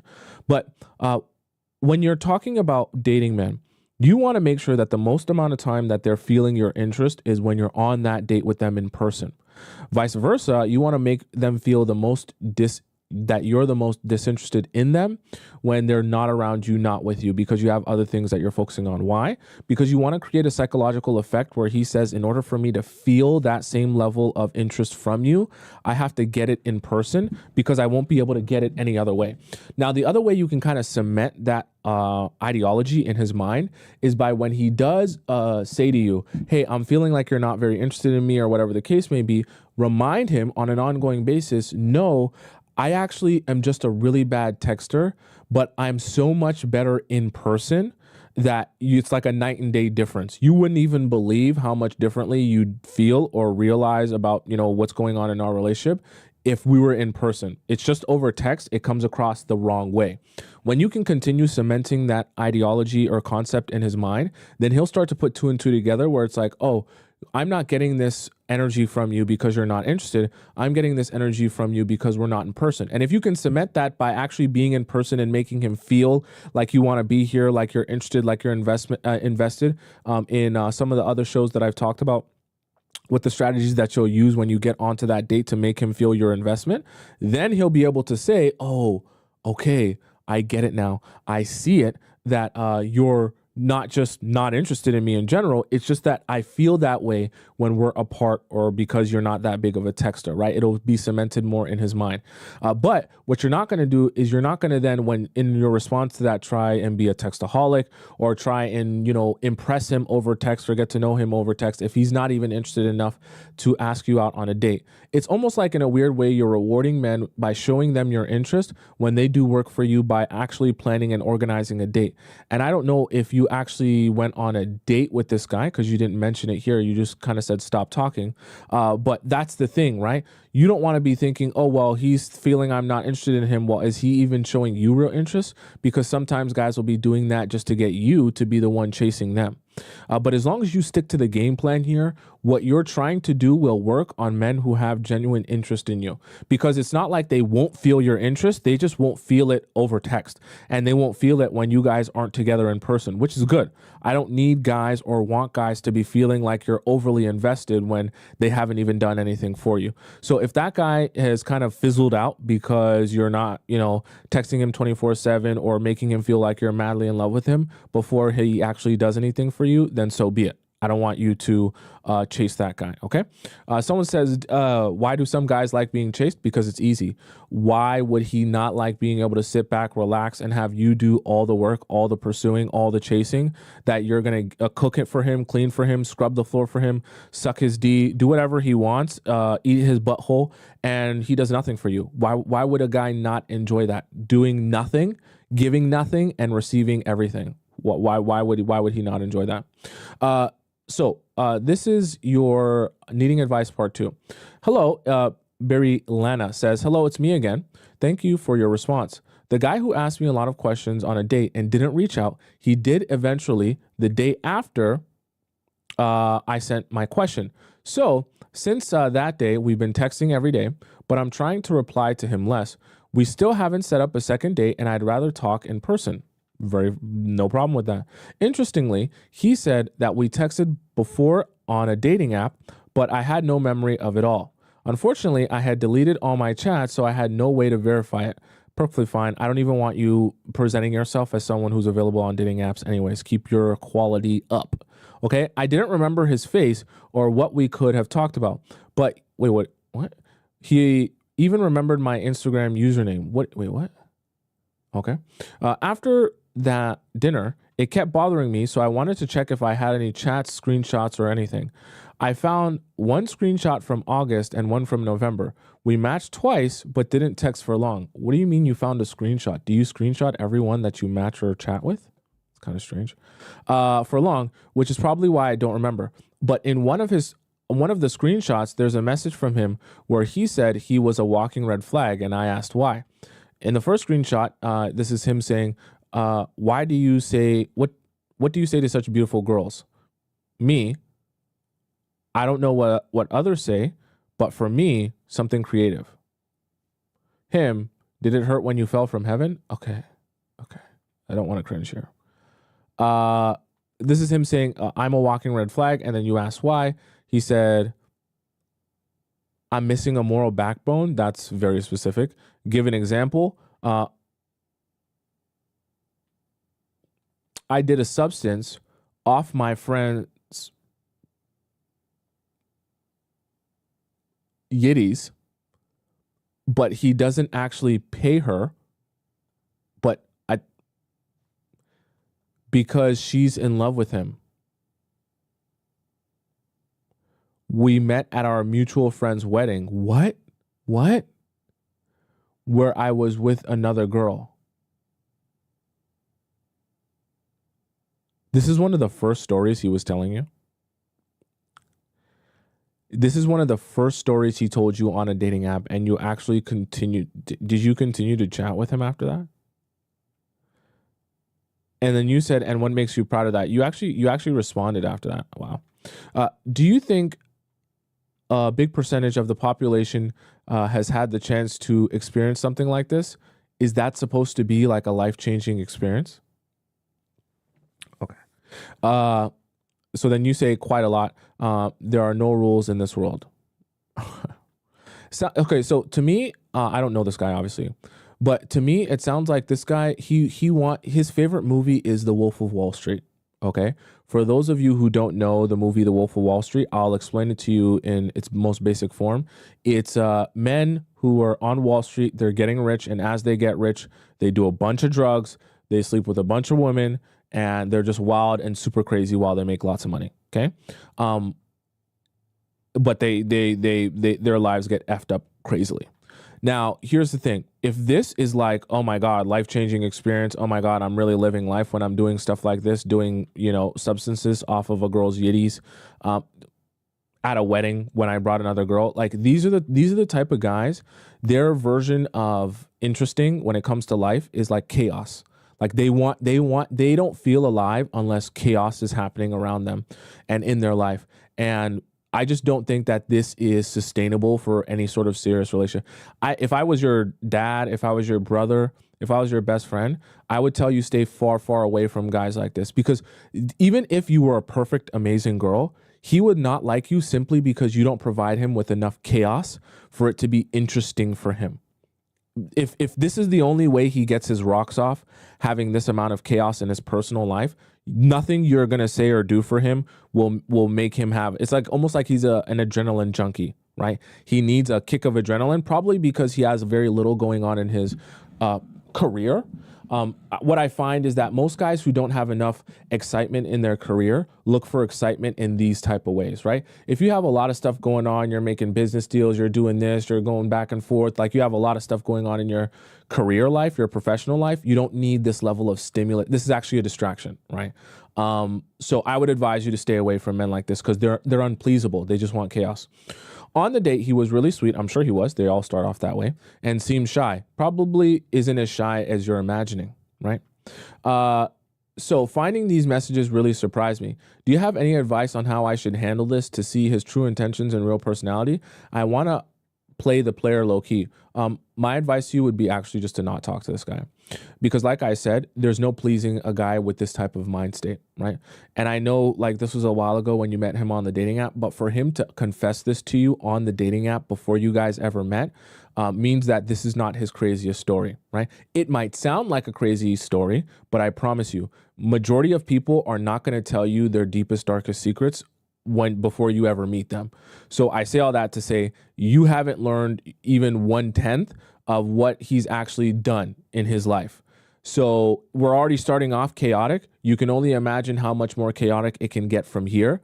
And like I said earlier, men like this that are living for chaos and are like a dopamine, like Jazz said, a dopamine and adrenaline junkie, there is no pleasing them. There's no freaky level that you can get to that's going to please him. There's no amount of chaos that like you can do or whatever the case may be that's going to please him, because he's always looking for the next hit by making things more crazier and more chaotic, right? And you're only one woman. You can't be 35 women, right?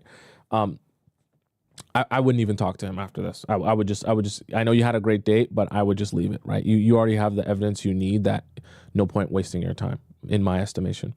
Let's go on to our next question here. This one comes from, how do you pronounce this name? We'll just call it Philo. Okay, we'll call you Philo. Did I mess up already? Part 1. Excuse me. Hey, Tomisin, I've been watching your content for about a month now, and I really appreciate your insights. They've been reassuring and helpful. I'm a 36-year-old woman, and I recently started dating a 33-year-old man. We met about 2.5 months ago. And we became exclusive a month ago.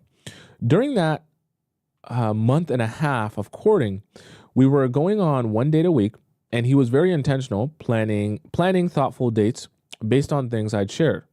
Now that we're exclusive, we see each other 2 to 3 times a week, and he still puts in efforts into planning meaningful dates. He never asked me, what do you want to do, or suggested that we just Netflix and chill.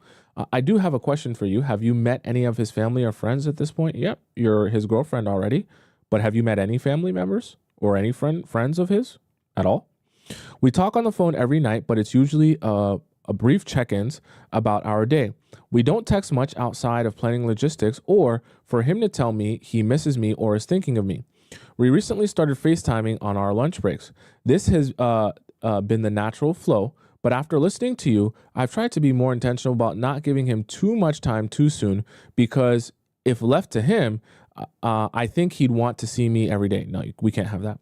We had pineapples for the first time on Valentine's Day, and the next day, the next day he asked me to be his girlfriend. So I have the same question for you. Have you met any of his friends or family yet in this time period? Because I haven't seen you mention that. I was hesitant to agree, but since I had already given in to pineapples and I really like him, I agreed. So, okay, this is my problem when you guys do this. What is the order of operations here? If you have to, okay, I don't want to get mad. You have to become better at being more in touch with the way that you actually feel and not just going with the flow, in the sense of, if you're saying to yourself, truly in my soul and my spirit, I feel hesitant to say yes to sleeping with him, or say yes to being his girlfriend, right? If you truly feel hesitant in that sense, why are you sleeping with him knowing that you're hesitating at the idea of being his girlfriend? Because that shouldn't be the order of operations. You should feel sure about the idea of being his girlfriend, and then when you feel that is when you decide to sleep with him. If you're unsure about the idea of being his girlfriend, then you're definitely not ready to sleep with him. So that order of operations is completely wrong in itself from that beginning. We have a solid friendship, and he doesn't shy away from tough or uncomfortable decisions. He's open about his life plans, seems genuinely authentic, and shows integrity in how he moves through daily life dynamics. He's very chivalrous and kind, doing all the things most women would want. Opening doors, making sure he walks. Wait, what? Oh, he walks the closest to the curb when you guys are walking on the street. One thing I admire is he's focused on becoming a better man, with strengthening his relationship with God as one of his biggest priorities right now. I've met some of his friends and family. Oh, thank you. Thank God. And he has met some of mine. Although neither of us have met each other's parents yet. Okay, that's fine. I just wanted to make sure that you weren't dating a man on an island, meaning that you have no understanding or foundation of who he is outside of what he tells you. Only briefly through hellos while on call and things. We also happen to have mutual acquaintances who have told me great things about him, both male and female acquaintances, which match what I've seen so far. I've honestly not seen any red flags. I do make about double his income. Okay, that's okay, that's a lot. I haven't explicitly told him that, but I assume he could guess. I also humbly would probably be considered more attractive than him, although I find him very attractive. I'm also sapio though. So I think you're referring to being a sapiosexual, which just means like you're more attracted to people's mind and their spirit and their energy than you are their actual looks. I don't hold this against him, but I'm mindful of the differences in finances and perceived attractiveness of how the differences in finances and perceived attractiveness can play out in relationships over the course of time. That said, being with him has been refreshing. However, these things have moved fast. If I'm being honest, not enough time has passed for me to fully know if he's as solid as it seems. I'm sure you'll say the same, but I figured I'd write in anyways. Considering we're both in our 30s and knocking on 40's door with hopes of still having children of my own, I'm hoping I've found a golden goose. But I also don't want to be desperate or overlook important things. He's been open about his past relationships and shared that it's been hard to find genuine women who don't have baby daddy drama, aren't just looking to be taken care of, and actually have goals and aspirations they're working towards. Because of that, he spent the past couple of years focused on improving himself and praying that his discipline and God's will would bring him his wife one day if he stays on the right path. Because we are both working on getting closer to God, I've been thinking about bringing up the idea of abstaining from sex moving forward. These are the things that it's not that I don't like it when you say something like this, but it frustrates me because why get all the good, amazing ideas after the fact? I don't want to get upset at you, because this is not a bad thing to try and work on to build your relationship. But I would have loved for you to implement this from the beginning. This is why I say go into your relationship from the very start, knowing what your end goal is, which is to have a relationship. Never go into a relationship just saying, hey, I'm just here to have fun. Don't ever go into a relationship saying, I'm just here to enjoy myself. Don't even go into a relationship saying, I'm here to figure out what I want, right? Go into the relationship as if that man is going to be your husband. And every step of the way, you're figuring out how you can make sure that the perspective he has of you is in the light that you want to be seen. Because the problem with situations like this is you sleep with him first, and then you get all your good ideas on how to make the bond better or make you feel more comfortable or make the relationship stronger after the fact of sleeping with him. When I wish you would have been doing that or thinking of that beforehand and setting that up so that you don't have to backtrack instead, right? You can just build it from the beginning that way. Because backtracking is very difficult. I'll be honest with you. I don't know how he'd feel about it, but I want to approach it the right way. We plan on starting to go to church together next Sunday. We've also discussed checking in every 6 months to make sure we're still aligned and on board with this being a serious relationship that leads to marriage. He assured me that he has no intentions of not knowing if I'm his wife within the next 2 years. As crazy as that might sound to some, I actually appreciated that because I also have a personal timeline, which I haven't shared with him, but I will not date a man longer than 2 years without proposal. I really like him, but I want to make sure I'm approaching things with the right mindset. I love to hear your perspective on these things. Given that he's been consistent in his actions and words, how can I continue to assess if he's truly serious about me? That only comes with time. There is no fast track to understanding that, right? That consistency only comes over the course of time. What should I be mindful of to make sure I'm maintaining a healthy balance between enjoying the relationship and making a wise long-term decision? What are your thoughts on bringing up abstaining after we've had pineapples? How would you suggest I approach this conversation? Would love to hear your thoughts. Thanks in advance. Okay, so this is probably the biggest question that you need to get answered. Because here's the thing, for you in your situation, if you're going to bring up the idea of not sleeping with him after sleeping with him, you're going to need to come up with a logical, sound reasoning for that. I'm not saying that you owe him sleeping with him, but if you're going to make it make sense, then make it make sense. So what I mean by that is have already in your back pocket the reasoning that you're going to say is why you think that this is the best approach, because you guys have already done it. So you're not saving yourself for anything. But what are you trying to accomplish here if you guys aren't going to be sleeping with each other? What's the reasoning for it? What's your reasoning? And what do you think, how do you think your relationship with him will be better if you guys don't approach it that way? And if you guys don't approach it that way and you're not focusing on sleeping with each other, what are you going to be channeling your energy into instead? Okay. Those should all be part of the conversation that you bring up. Okay.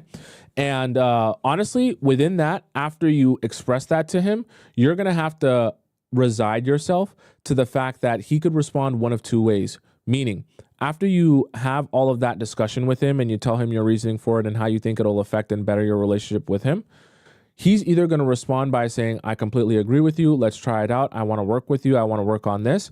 And it'll work out perfectly. You guys will get married. Or his response will be, I don't know if that's my cup of tea. He might pretend even for a little bit, but then you start to notice him, dwindling away, not as invested, and then the situation kind of fizzles out. Because when you backtrack, and you establish a dynamic and you try and switch it up, it can become a very uncomfortable time for both people. Okay.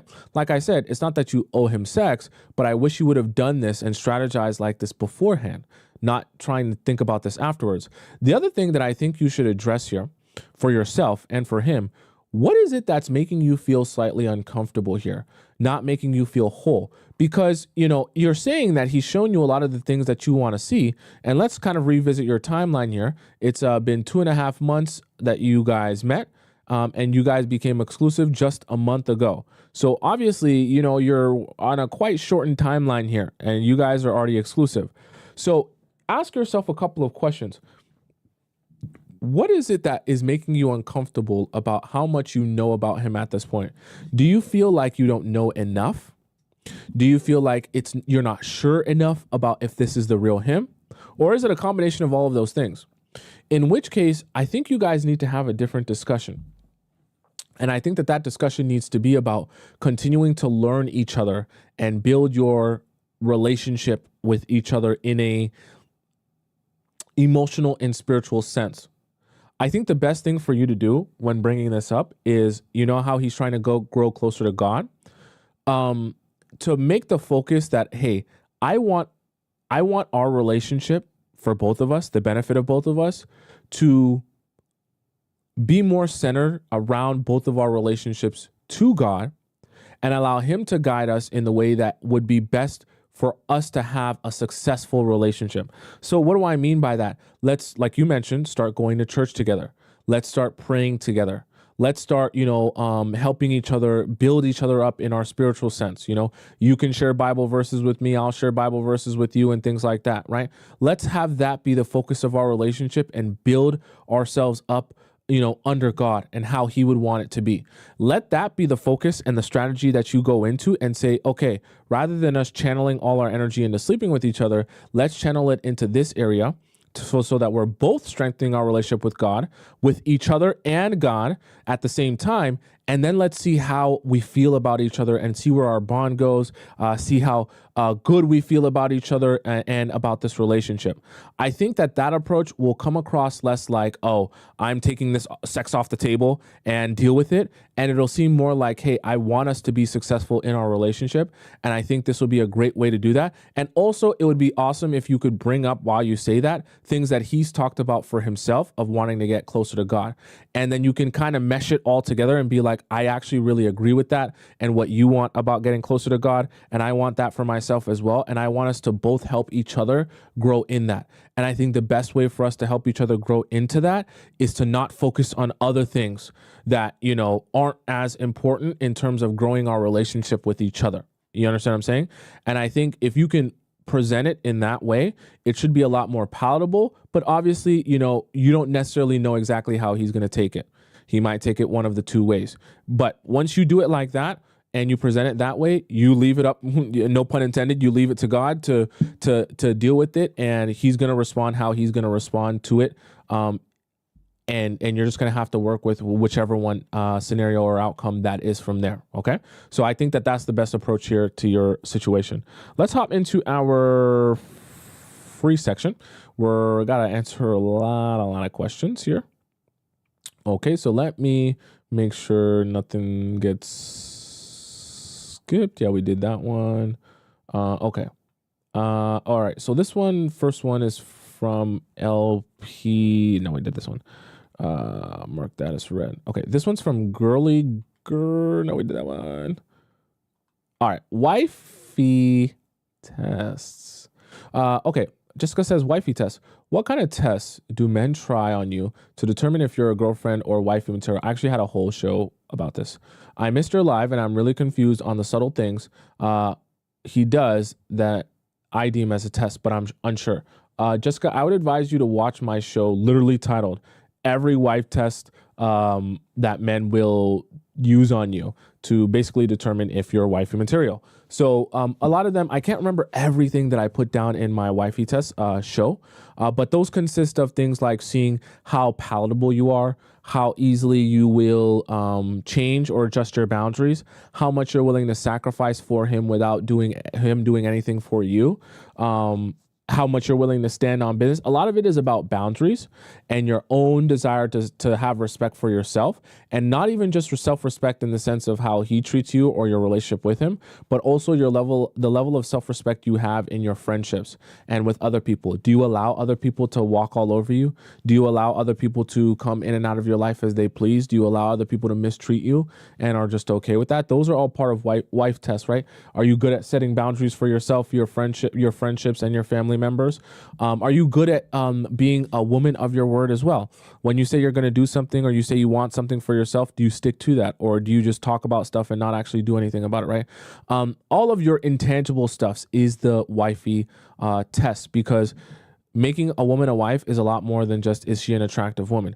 It's also, can she nurture? Can she take care of a house? Can she be a great mother? Does she have a desire to be a great mother? Or is she interested in going out and just being a hot girl? Being a hot girl is cool and all, but it's not really conducive to a successful long-term relationship. So those are the kind of tests that men will take you through, but I describe it more in detail in that show. It's called Every Wife. Just type in Every Wife Test and type in Tomisin and you'll see the show that I'm referring to, okay?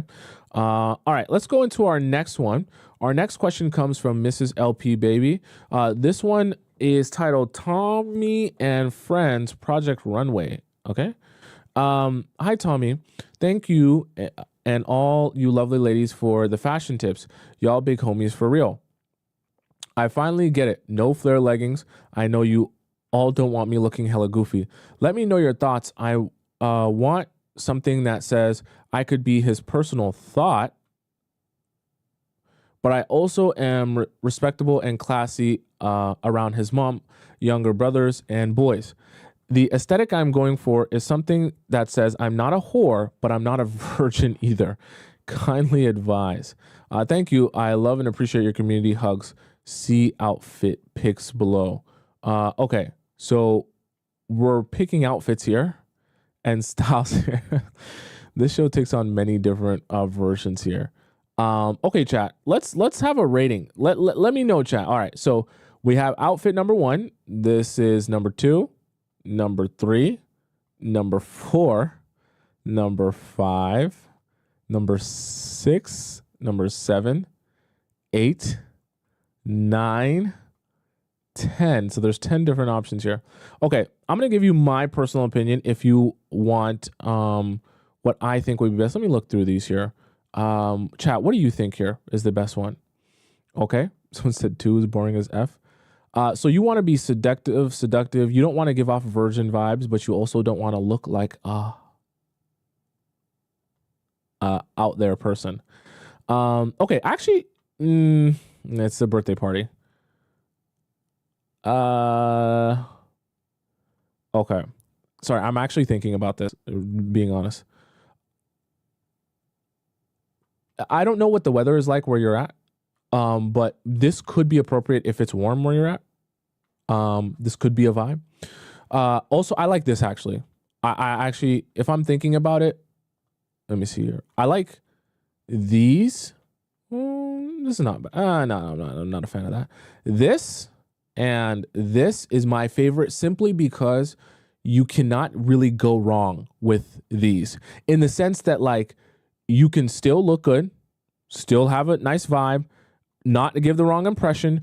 And I don't think whether or not, so here's the thing, whether or not his mom is like really conservative or really like, oh, whatever out there, whatever the case may be, I don't think with either of these, you would be offending anyone. But I still think you'd be able to come in, look good, look feminine, look like a vibe without necessarily, being too out there. I'm not rolling with this. This is not bad. Although, depending on where you're at and what the weather is like, I don't know. Someone says, you said warm weather, 68 degrees. I don't think 68 degrees is warm enough for this, though. I don't think 68 degrees is this type of weather, though. So I would probably eliminate this. No, I don't think this will be the look. I don't think this will be it. This makes it look too much. No, I wouldn't go with this either. This makes this is a little bit of a younger. This is not a no. This is not bad, although there's a lot of cleavage. It's a little bit much. It's a little bit much. I don't want that to be the first impression. We want to feel things out first.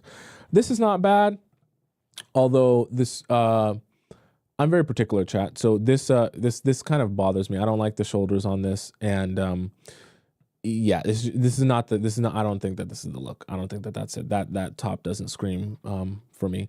This is not horrible, although this kind of bothers me here. I want for the first meeting. Okay. I'm trying to say this in a way that will make sense. You're meeting the mom for the first time. I'm not saying don't dress how you would regularly dress, but I think playing it safer would be more ideal than doing something too out there that could possibly, have people have the wrong perspective of you. I think that once you play it safe for the first initial meeting, I think it would be, then you can start to try things after you play it safe the first time, because then at least you don't you don't want to be polarizing. Do you understand what I'm saying? You don't want to be a figure of polarization when meeting the mom, because yeah, she might love the way you dress if you're polarizing, but then she also might really dislike it. So we want to kind of figure out something that's more safer for any sort of taste, if that makes any sense. I do think that the jeans and the shirt here, like the kind of blouse shirt, is probably the best vibe. You can do many different things with this. Like, it doesn't have to be this loose like this. If you want, you can wear something a little bit more fitted in the shirt area or the blouse area, like she did here. You can tuck it in and it can hug your figure here. You can wear a nice belt with it, wear some nice heels, get you some nice jewelry going on. And I think you'll have a really good vibe that's safe enough for any situation, no matter what his mom is like. You understand what I'm saying? Then after you get a feeling with the mom, you meet her, she sees you're cool and all that, then you can start trying some different stuff. But I don't want your first outfit to be something where she's like, oh, that's who you're dating, right? It doesn't need to be polarizing, okay? You said you are 5'2", 115 pounds, wide hips and a butt, no yitties. Yeah, so I think this would be a safe bet, right? Something that will complement your figure. You wear, probably something tighter around the hips. Please, no mom jeans. Please, I beg you. That's not I don't know where that look came from in 2025. Please, no mom jeans. I'm begging you, not for the meeting the mom. No mom jeans. Wear something that's a little bit fitted. It can be boot cut. It can be straight. No mom jeans, please. And just, you have a nice figure, let it hug your figure. You can look nice and feminine and also still look like, you have some sense. It can be a nice combination of both, right? You said, what are mom jeans? It's like a new look that the kids are loving these days, where you wear the jeans so baggy, it's basically like sweatpants, like super baggy. It's ridiculous. To me, it's ridiculous. I'm not a fan of that, but to each his own. If you're asking for my advice, that's my advice. Oh, there was more fits here. There's a lot. You get the gist. I think those two were the best ones. This is nice also, actually. I like this also. Yeah, those two are the best ones. I think that would be a safe bet. All right, let's hop into our next question here. Okay. This one's from LP Baby as well, so we'll save that one. This one's from Sleepy Hollow. There's a rapper named Sleepy Hollow. That's funny. Okay, so Sleepy Hollow says, too close for comfort. Oh, this is probably going to be about sex. Oh, my God. Hi, Thompson. I enjoy your videos, advice, and jokes. Let's get right into it. I am a sports mom, and all of my kids play sports. There's a parent on one of my kids' teams that may be interested in me.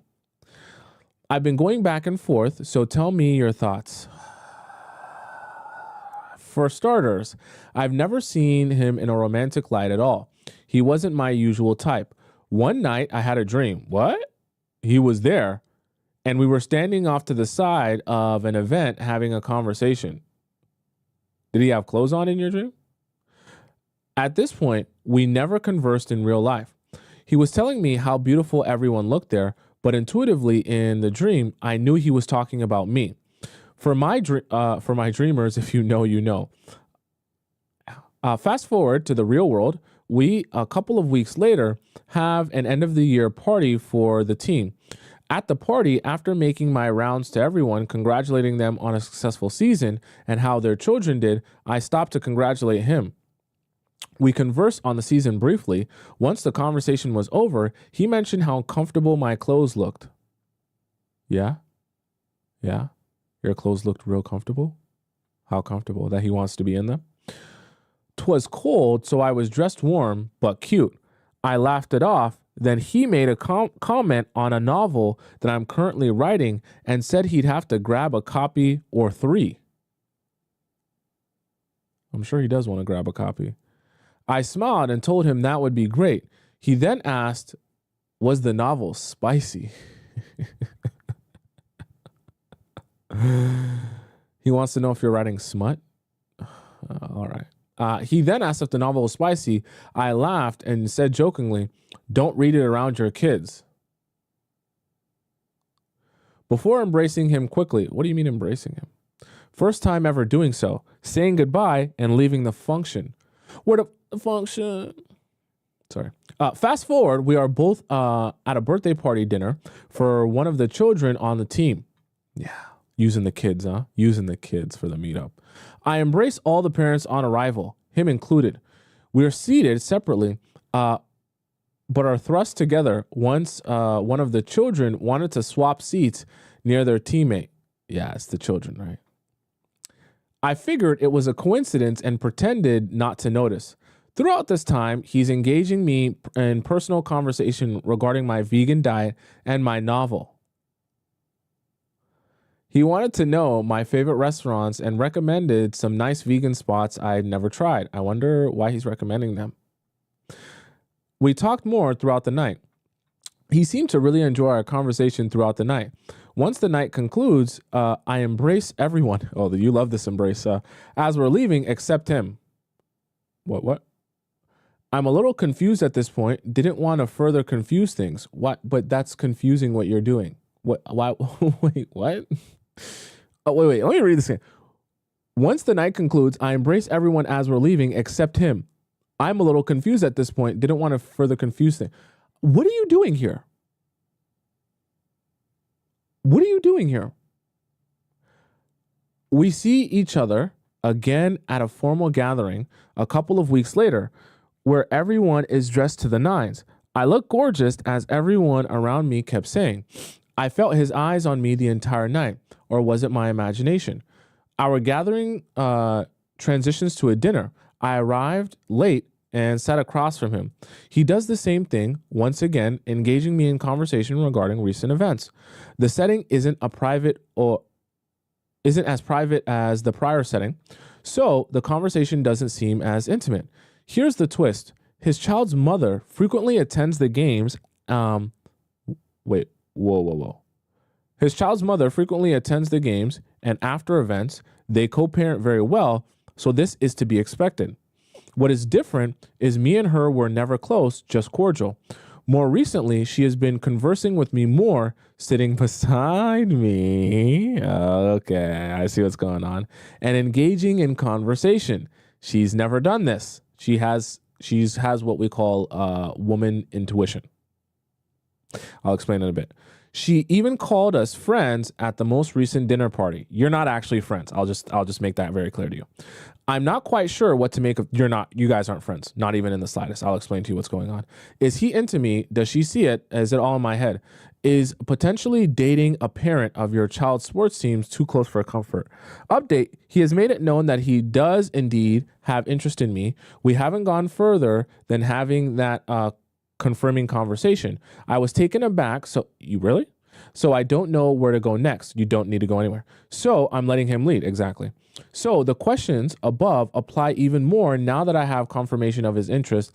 I am on the fence. I feel like it's far too close. But am I blocking my blessing? Here's the thing, Sleepy Hollow. So let me address his mother of his child. 100% she's not your friend. Okay, so also let me address something you might make a mistake of, possibly. That woman is not your friend. Do not share with her any sensitive information about how you feel about this guy at all. Don't even share sensitive information about yourself to this girl. What this woman is, I'm just telling you the truth. Like I know how human beings are, okay? And I live in a real world. So in my real world, I know that people don't do things for no reason, and they're not as nice as they seem. What I mean by that is she's not making friends with you to actually be your friend. She's making friends with you to, one, get intel on you, okay, that she's going to use to talk down on you to him. And number two, she wants to be close to the woman she sees her, father of her child warming up to. There's a thing that happens when you start dating a man after a while and you start understanding how he thinks and what he's attracted to. You begin to know what his type is as a woman, right? When you're with a man for long enough. So when literally there comes a point where women could walk into a room, like a big group of women. I'm talking like 30, 40, 50 women. And you will know exactly which woman he is most interested in as soon as they walk into the room. right? Because you just have like it's like an intuition, I'm telling you. It's like a superpower. You just have like a tick in your mind where you know exactly what he finds attractive and the type of features he finds attractive, that you'll be able to pick out immediately the top 2 to 3 women that he likes the most at any time. So I say all that to say this is happening right now. He's able to, that woman, the mother of his child, is able to sense that you're that woman, right? That he's taking a liking to, he's taking an interest in, that's his type, right? She knows that. So what she's attempting to do is to try and get in between this by, first of all, getting more intel on you, but also trying to see, if she can kind of put a wedge in between you guys, or get more information about him and how far this is going, whether you guys are dating, what's going on in your life, or whatever the case may be. So don't fall for the trap where she'll try to make you seem like you guys are besties. Oh, we're besties. We're so you're not besties. Okay. What she's going to do, she's going to ask you a lot of questions about your love life. She's going to ask you a lot of questions about what you're doing in your spare time. She's going to ask you a lot of, to tell you a lot of embarrassing stories about yourself. She's going to take all those stories and she's going to go and tell that guy while, because they're obviously going to have chats while they're, taking care of their kid. When she brings you up, she's going to tell him all of your embarrassing stories to make you look bad, hoping that it will dwindle his attraction towards her. I'm telling you the truth. I've seen it happen so many times. So I'm just saying that to say, please don't make the mistake of thinking that girl's actually your friend and start giving her sensitive information. Don't tell her nothing. Make everything vague. And if you do tell her stuff that makes you look amazing. If she tries to help you, confide in her about anything, nothing. I don't give a damn what you're going through. Don't cry to her. Don't text her about nothing going on. Nothing. Okay? Avoid that at all costs. The other thing as it relates to him is, you're right. Let him lead. Let him take control of this situation, and let him decide when he wants to date you and how he wants to date you. Okay? But we do need to be keeping an eye on this baby mother. The reason I keep bringing it up is because I know if she's doing this now, she's going to be a problem. Okay? I mean, like, she's going to be a problem from the standpoint of, if you actually are going to be with this guy, you're going to have to understand your biggest op is her. Let's be so for real. Let's not play a game. Your biggest op is her. So if you're going to date him, you got to be on guard of what you're saying and doing at all times. And especially that you're not showing her anything that she can report back to him. Because what she's looking to do is sabotage the possibility of him dating you or pursuing you. Because you think she wants that? You think she wants to look at you every day and see you taking care of her and being with her and courting her while she, sits on the sidelines and gets neglected, right? And doesn't get that attention. Girls want attention. So, hey, you get catty very fast. My advice to you, let him lead. But also, don't be showing his mother of his child anything that she can use against you. And also, don't be in a position where you now feel the pressure to pursue him or do anything for him because you now know that he likes you. Let him decide when he's ready to push or progress things forward, and don't do anything outside of that. I know I'm just saying do nothing, but those are the things to be looking out for in your situation and why, okay? Let's go on to our next question. Someone said that I skipped theirs. I think there was someone named Anna that said I skipped theirs, but I don't see anyone called Anna that I skipped here. I think I did all of these, right? If I skipped any of it, just remind me after the show. Wait, did I skip this? Oh, I think is this the one I skipped? Yeah, I think I skipped that one. Okay, yeah. So marriage, I'm gonna make sure I skipped this one. Yeah, I did. Okay, so this one is from Lovely Lisa. Marriage sex advice. Okay, interesting. I was talking to my girlfriends about my marriage, and she has watched your channel and suggested that I ask your advice. Very interesting. This is like Inception here. We're having a lot of Players Club members reach out to their own friends. This is good, interesting. Very awesome. I don't know if you give advice to married women, but I will let you know my situation. I apologize in advance if my question topic is a little graphic for your show. It's okay. We get deep into it. Trust me, we've had graphic on the show. I'm a 26-year-old woman married to a 28-year-old man. We are both Christian and were virgins until we got married. Okay. I've been blessed to... Why do you guys do this to me? You start off being Christian. Okay. I've been blessed to have the eater and beater combo, if you know what I mean. I know what you mean. We've been married for about 8 months, dated and engaged for 3 years, and he continues to be a complete gentleman and is very sweet. Sure he is. Caring and attentive to all my needs. Ladies, I 100,000% recommend waiting. Also making them get an STD test beforehand no matter what. Well, it's also a way to ensure, you know if he's STD free, and then he becomes not STD free, you know for sure he cheated. Before we got married, I made sure to have deep convos with him about sex, expectations, and any kinks, as we both believe in talking openly. Oops. And I wanted to put the best foot forward in our marriage. I actually think this is really good. This is really smart, because you'll get a very good sense of whether you and a guy are sexually compatible by even just talking about it, as long as you ask the right questions. So I think that was very smart on your part. For the most part, we were in agreement on everything and had similar expectations and kinks. He mentioned that he had... Oh. It's this type of question. He mentioned that he had a piss kink, and I just listened without judgment. And as I wanted us to have an honest conversation, so I had no reactions, and he just trusted me to let me know everything. Okay, so I'm going to take a stretch simply because I didn't know it would be this type of question. So let me re-prepare my mind, understanding what's probably going to come. Okay, because let me just, because now that I see what you're about to ask, now we need to align our chakras and prepare our minds and bodies and souls for what is to come. Okay, so we're just going to take a little bit of a stretch here. Okay, it's a pre-stretch, right? We want to make sure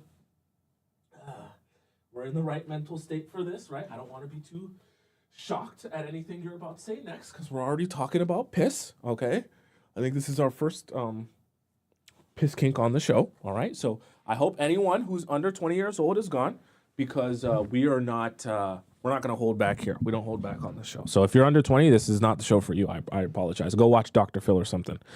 Okay, he's got a piss kink. Okay. Oh boy. But I'm not into it, to be honest. That's trust me, you're not. It's not shocking that you're not into it. He said that it's just something he is into and wants to try. Okay, I'm assuming you're probably going to explain this, but when he says piss kink, is he the one doing the pissing, or are you? Because that can change a lot of things drastically. Thank goodness he's not into poop. LOL. Yeah, LOL. Since we've been married, he hasn't brought it up again, though. I'm not saying I'm 100% against it, but I'm like 99.9999999% against it. Another reason why I'm hesitant about trying it is I know that I'm his dream girl and he absolutely treats me like a queen. I'm scared that if I let him do this or any other degrading things, it might subconsciously change his views of me. What do you think? Okay, let's have an honest conversation here for a second. It sounds like you're talking about him pissing on you. I hope all the under 20 people are gone. Okay, whenever you have a kink like this that presents itself, one of the really important things to do, you have to ask more questions.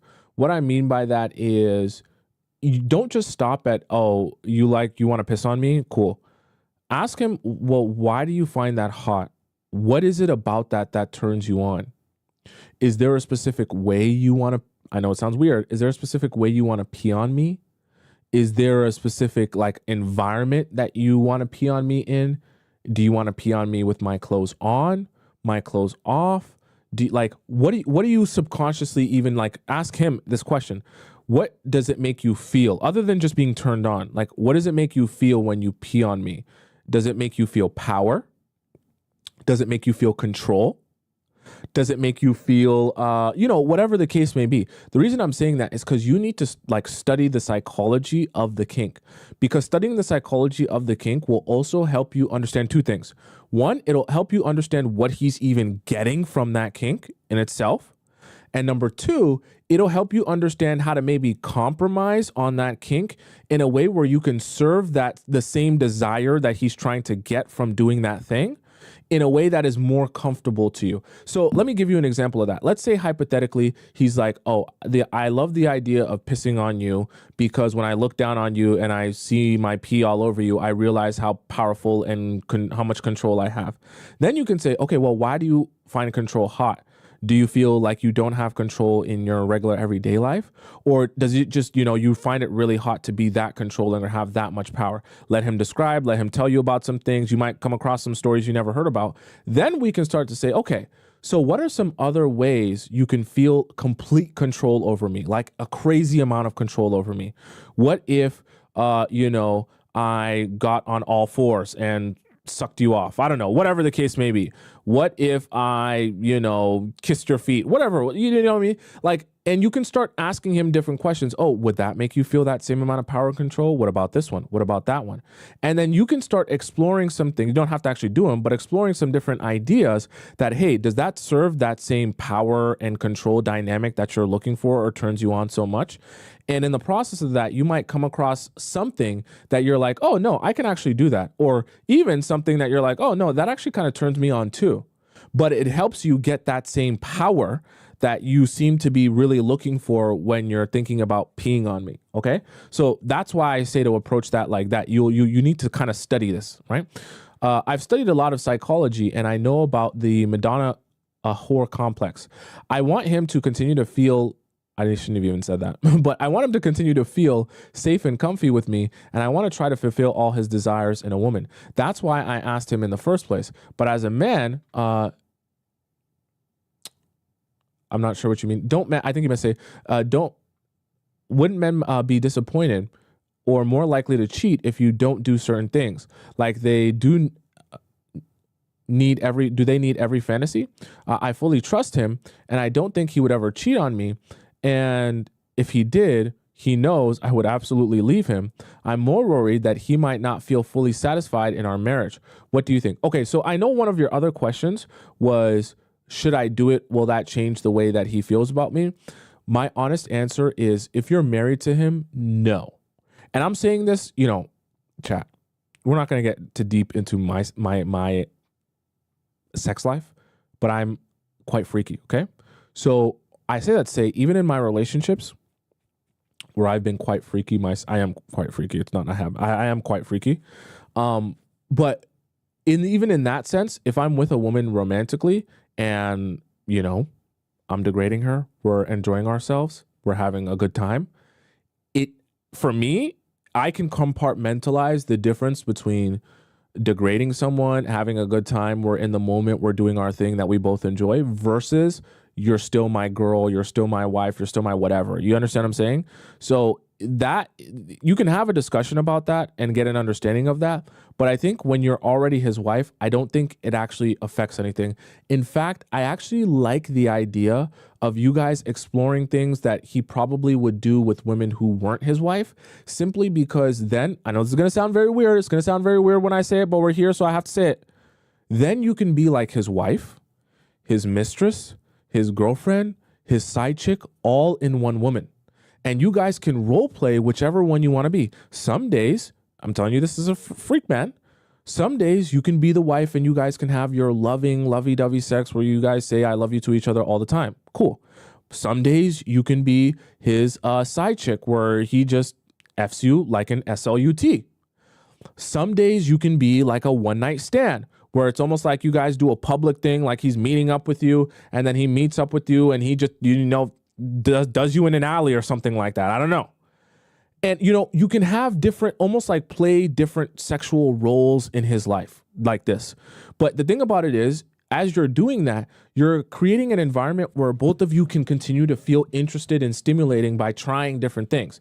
You're never just only having one type of sex. So one day you might be the side chick. One day you might be the one night stand. One day you might be the girlfriend. One day you might be the wife. One day you might and every day is kind of a little bit different. I think it's interesting for both of you to keep that passion alive where you never just have to do one type of thing and neither of you are like, oh, I'm kind of bored of this. Or either of you are always like, oh, I already know what to expect. I think that that's a good place to be in a marriage where you guys are capable of exploring different parts of your relationship. Because if you can be the side chick, if you can be the one night stand, and you can be the mistress and all that other stuff, then who do you think's not filling those roles? Other women, which I think is personally good, both physically and psychologically. Because I find myself as a freaky person myself. I find that when a woman takes on all of those roles in my mind, I don't even spend any time thinking about exploring other physical relationships, because the vibe I would get from a side chick, from a one night stand, from a whatever type of treatment or type of role play, I do that already. So there's less of a desire for that because I do that already. I have that feeling, or I get that feeling already. So there's not really, it loses a lot of its luster when you're already doing that. You understand what I'm saying? But that's just me. He hasn't made a big deal about this or made it seem like it was super important, but I just want to prevent any issues. Also, I have some questions. So far, our sex life has been amazing. Totally understand why people are obsessed with sex.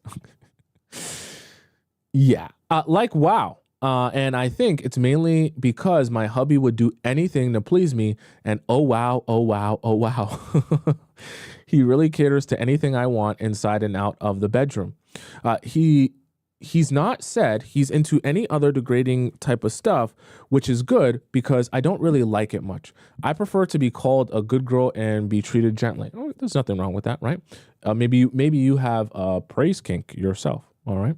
One thing is I mainly prefer our longer, gentle love sessions versus rougher. Even if it's quickie, I prefer more gentle than rough and hard. Do men usually like it rough more? It depends on the man. It also depends on his experiences and his preferences, right? I can't really speak for him in terms of what he would prefer, but I do know everyone has their different flavors. I think that there will definitely be times where he'll also prefer it to be more gentle and more passionate, maybe. And there'll probably be times where he maybe prefers it more rougher. If I answered your question, I'd be speaking for myself and my preferences, which doesn't represent all men. And I won't tell you my preferences because that's not relevant to the story, okay? Even if it's a quickly, okay, I obviously switch it up ever so often to keep things exciting. But I think I confused him because one time he was trying to make love and I was like, just give it to me, and was being rougher. Nothing wrong with that. I think, okay, let me give you a little bit of advice, okay? This is like, we'll get into sex ed here. If you're, whatever mood you're in, try and figure out what code words you're going to use to express that mood. So let me give you an example of that. If you know you're in a loving mood, right? And let's say, okay, I'm getting really deep here. Let's say your version of dirty talk when you're in a loving sex type of mood is, oh my God, I love you so much. I'm so happy you're my husband. I want you to have my babies, blah, blah, blah, blah, blah. That's your type of dirty talk that you guys generally use when you guys are, doing in your lovemaking mood. When you're doing your foreplay, you need to start prefacing the type of mood you're in by speaking that type of dirty talk. We're in sex ed here. Vice versa, if you're in the mood to get effed like an SLUT, you need to start talking that way from the foreplay stage so that he understands when you're talking this way, you want to be effed like an SLUT. You want to be bent over. You want him to spit in your mouth. You want him to choke you, whatever you want, okay? You need to start talking that way so that he understands, okay, we're in this mode here. This is what you're looking for. And this can be one of those post-game conferences that you have with him that you can even chat with him about, no, when I start saying I want you to, F me like this, like an SLUT, when I start saying I want you to spit in my mouth, when I start saying this and that, I want this type of, sex. Vice versa, when I start saying this, I want this type type of sex. I'm saying that because I've used that in my own relationships, and it works like wonders. Once you have that conversation beforehand, when you get in the moment, it's very easy to pick up on, okay, we're doing this one today, right? This vibe is the one that we're having right now. And instead of you guys having to over communicate in the moment, it'll be very obvious which one you guys are doing. And then you just get into that mode, that vibe, right? Then it can become a little bit of an easier bit of communication, instead of like one day it's like, oh, I was looking forward to us making love, and then the other person was like, oh, I was looking forward to effing you like an SLUD. Well, I'm confused now, right? You don't want that to be the case. But then sometimes after this, I went back to wanting soft love. This can even change during this can even change while you guys are doing it. Do you understand what I'm saying? The mood can change while you guys are in the situation, but there has to be a consensus understanding that the mood has changed. Okay, this is advanced stuff, but it's possible. Is there something I should say or do to let him know, or should I tell him my vibe in the moment and leave it up to him to keep adapting to my different wants? Is it okay to keep him confused? No. Not a chance. Do not keep him confused about this. Have a post-game conference, which just means have a talk outside of the actual bedroom about this, about the type of things you'll say or do when you're prompting or desiring to have SLUT sex, versus when you're desiring to have, wifey sex, versus when you're desiring to have whatever the fantasy or the role play or whatever the scenario is, right?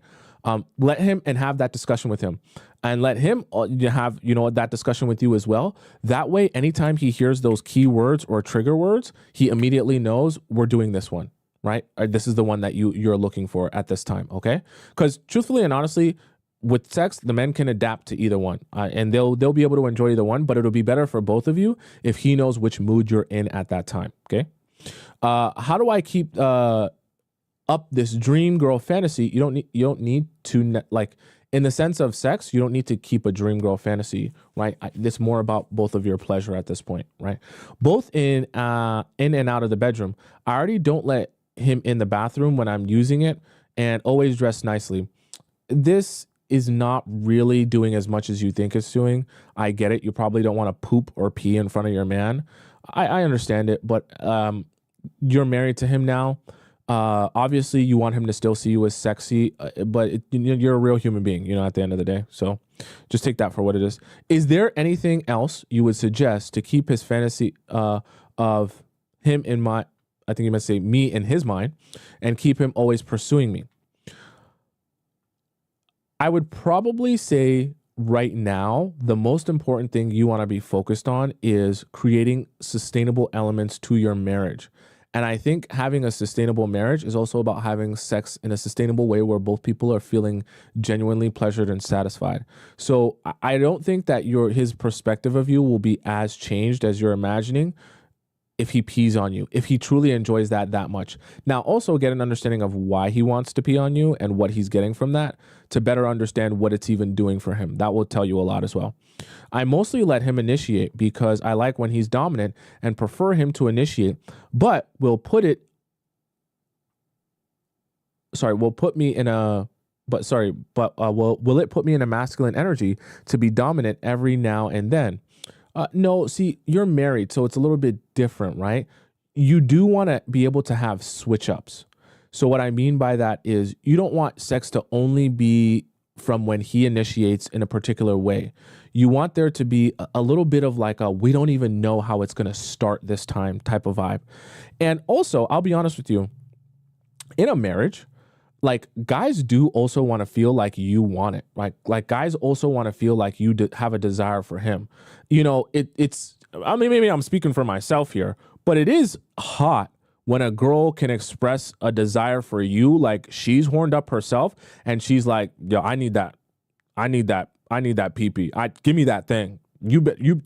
I need it right now. When girls can express that to you as a man, like you guys are married now, that's also hot in itself. And that can take on its own version of like you guys have a different type of sex where maybe you're doing a little bit more of the leading, or you're doing a little bit more of the like, hey, I need that thing from you. I'm gonna do some things to you. It's a nice little switch up. You know what I mean? Like, and that's what I'm saying about making it sustainable, because when you guys can have different moods, different versions of role play, different types of dirty talk, it never feels like the same thing all the time. It can start to feel like the same thing all the time if it gets initiated the same way all the time. Do you understand what I'm saying? Because I do love a good dominatrix moment here and there, but I don't know. I think you may say, I don't know I don't want to come off masculine. You said, I don't want to come off masculine or stop him from craving me in the future. This isn't a problem. I just don't want it to ever become a problem. It won't, as long as you continue to establish that majority of the time he's initiating, and the you initiating will be like, you know, like a nice little switch up. And this is the thing too, like expressing yourself is also good, because sometimes he might want it, but not think that you want it. And so he's not expressing it because he doesn't think you want it. So just be in mind about that, right? How can I get him to try more things? Okay. And be even more confident in bed. You don't think that he's confident already? You don't think he's trying a lot already? He wants to pee on you. I love that he's such a gentleman and that he's dominant, and I want to explore that even more. So then have some post-game conferences with him. Are you guys still talking and exploring your sexual life, or are you only doing it, right? Sometimes when you start doing it, you forget to talk about it. So I would advise you have more post-game press conferences, meaning after you have sex, tell him about the things you really liked about that last session or a previous couple of sessions that maybe you either want to do again, or even some things that weren't working for you. Or see, this is another great thing that you can do, right? You can say, passing off things as dreams is great. You can say, I've been having this dream that, you know, we're at the gym and you're like training me, and you like put your hands on my ass when I'm squatting. And then after a while you take me to the bathroom or the change room, and you have sex with me in the change room. I keep on having this dream. It's not me. It's the dream. Right? And see, these are the type of things where if you start to have different things that you want to explore, you can pass them off as daydreams or fantasies or whatever the case may be, and just allow them to kind of like take shape. Like let him do a little bit of the leading, like, oh, so you want us to go to the gym together? You want us to work out together? You want us to, all of my examples have been in the gym today. What's going on? But you get my point, right? I want him to initiate certain things like using ice or certain moves like I've seen in 50 Shades of Grey in movies, LOL. So then talk about it. Like, you're married to this man. You have to get good at also expressing some of the things that you find interesting or turn you on. Like, I know it sounds very straightforward, but he can't know that you want him to put ice on your body like Christian Grey if you don't tell him that that's something that you even find interesting, right? You can, and you don't even have to directly say, hey, put ice on my body like Christian Grey. You can just be like, have you ever seen 50 Shades of Grey? I think it's so hot when he puts ice all over her body. I've always wanted to try that. You could just talk about things you've always wanted to try. I've always wanted to try having sex in an alley. I've always wanted to try putting whipped cream on someone's pee-pee. I've always wanted to try it. There you go. That's enough to start exploring the topic, right? But it was before I knew him. But how do I bring this up / suggest it?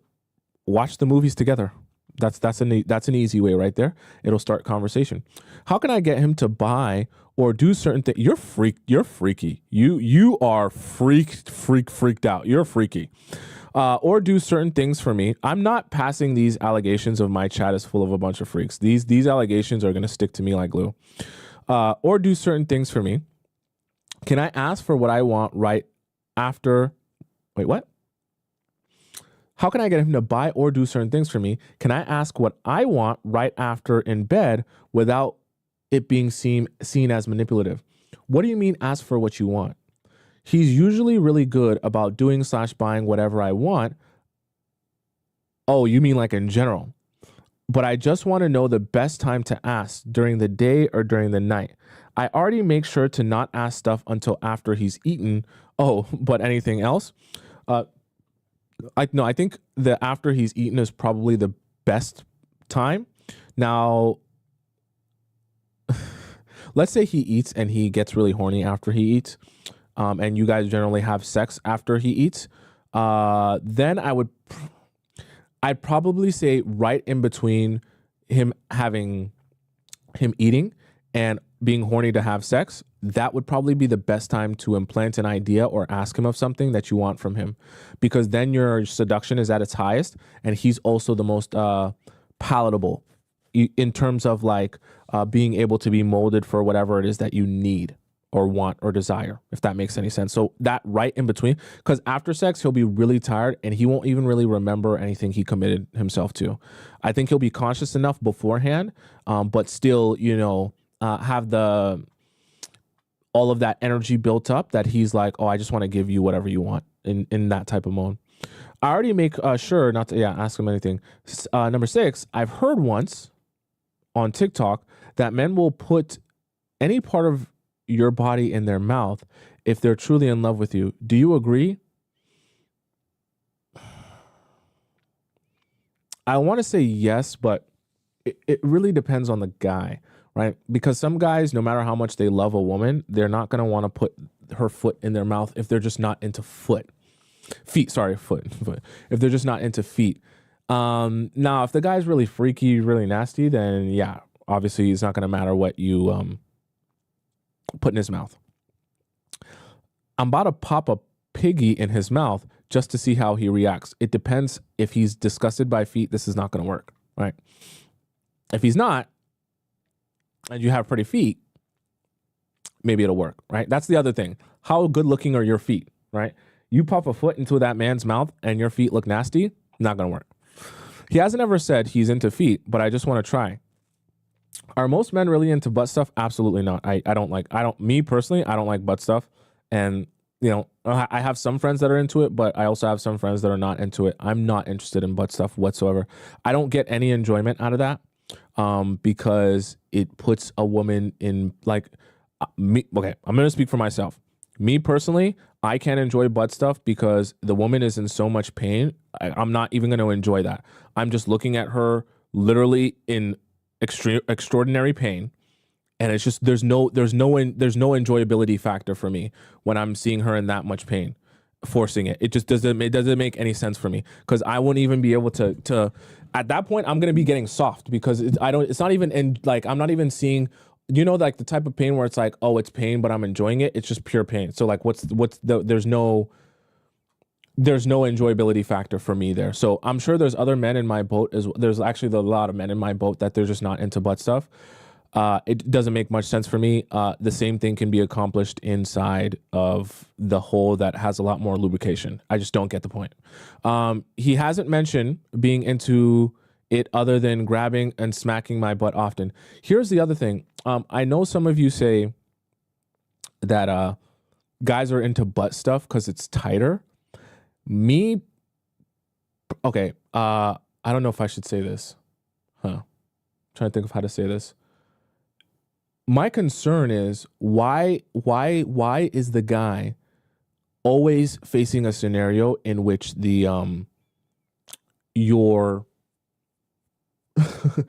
why is the guy always facing a scenario in which your most common hole, the hole you used to pee from, why is that so loose to him all the time with every woman that he needs the butt to actually get something that's tight enough? If you guys know what I mean.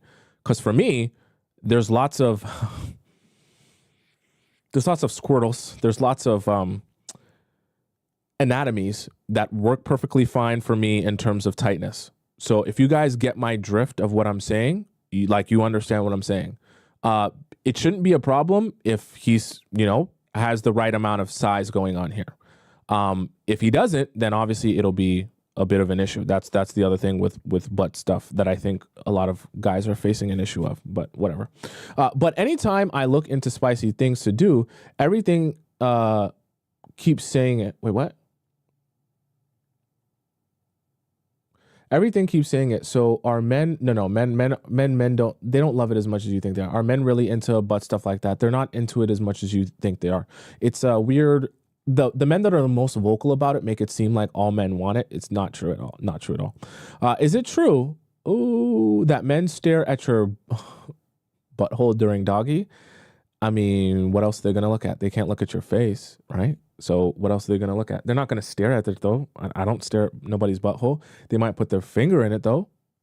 Depends on the vibe. If so, that makes me insecure about my butthole. Do you shave it? Do you take care of it? If so, perfectly fine. I don't see a problem. Okay.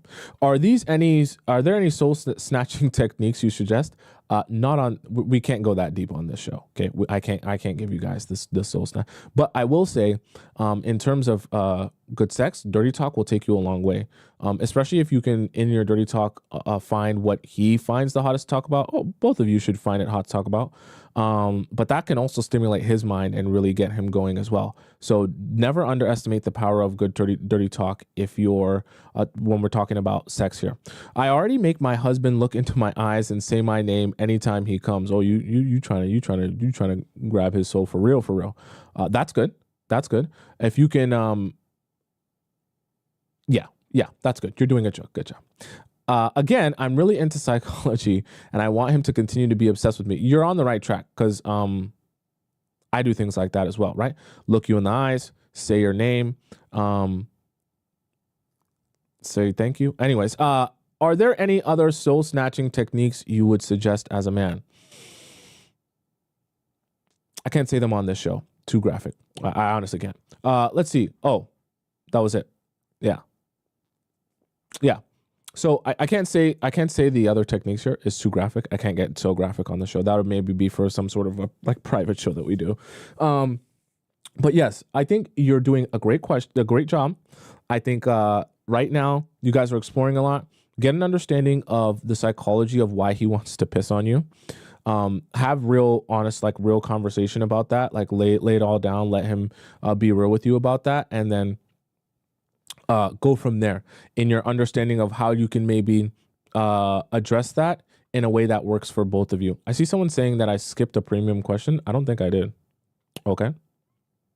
Oh, these are from 47 minutes ago. Skipped a post in the free section. Okay, so these are people saying skipped a post in the free section. Okay. I'll make sure to get back to these and mark them as well in the free section. Okay. Thank you all. All right. That's the show for today. For those of you who have a question for me, whether it be in our free section, our premium section, or our private relationship advice forum, you can ask me a question in any one of those three ways, and I will answer it for you on our next show or in subsequent shows after that. Okay. I'm here every Monday and Thursday. So if you guys want to find me live again, I'm going to be live again next week on Monday at 4 p.m. Eastern Standard Time. If you want to follow me on Instagram, my Instagram is Tomisin_Atub. It's at the top left corner of the screen if you're watching on TikTok. It's also in my description if you're watching on YouTube. For those of you who are wanting to rewatch the show, if you're watching this from TikTok, just go to my YouTube channel. It's just my name, Tomisin, Tomisin. Then when you get into my YouTube channel, go into the live section. You'll see this live stream and all the other live streams I've done since the beginning of time. And you'll have the YouTube and TikTok chat embedded in the video so you won't miss a second of conversation that we have on the show. Like I said, I'm here Monday and Thursday, 4 p.m. Eastern Standard Time. So I'm going to see you again live on Monday. But even throughout that time, I'm going to be posting on my YouTube channel all the edits and stuff like that from all the shows that we did. So I bid you adieu until Monday. Hasta la vista, sayonara, adios, ciao, salam, arrivederci, baoni. I think I said them all. Ciao. I said that one. Bon voyage. And I'll see you again on Monday at 4 p.m. Eastern Standard Time. I love you so much. So much.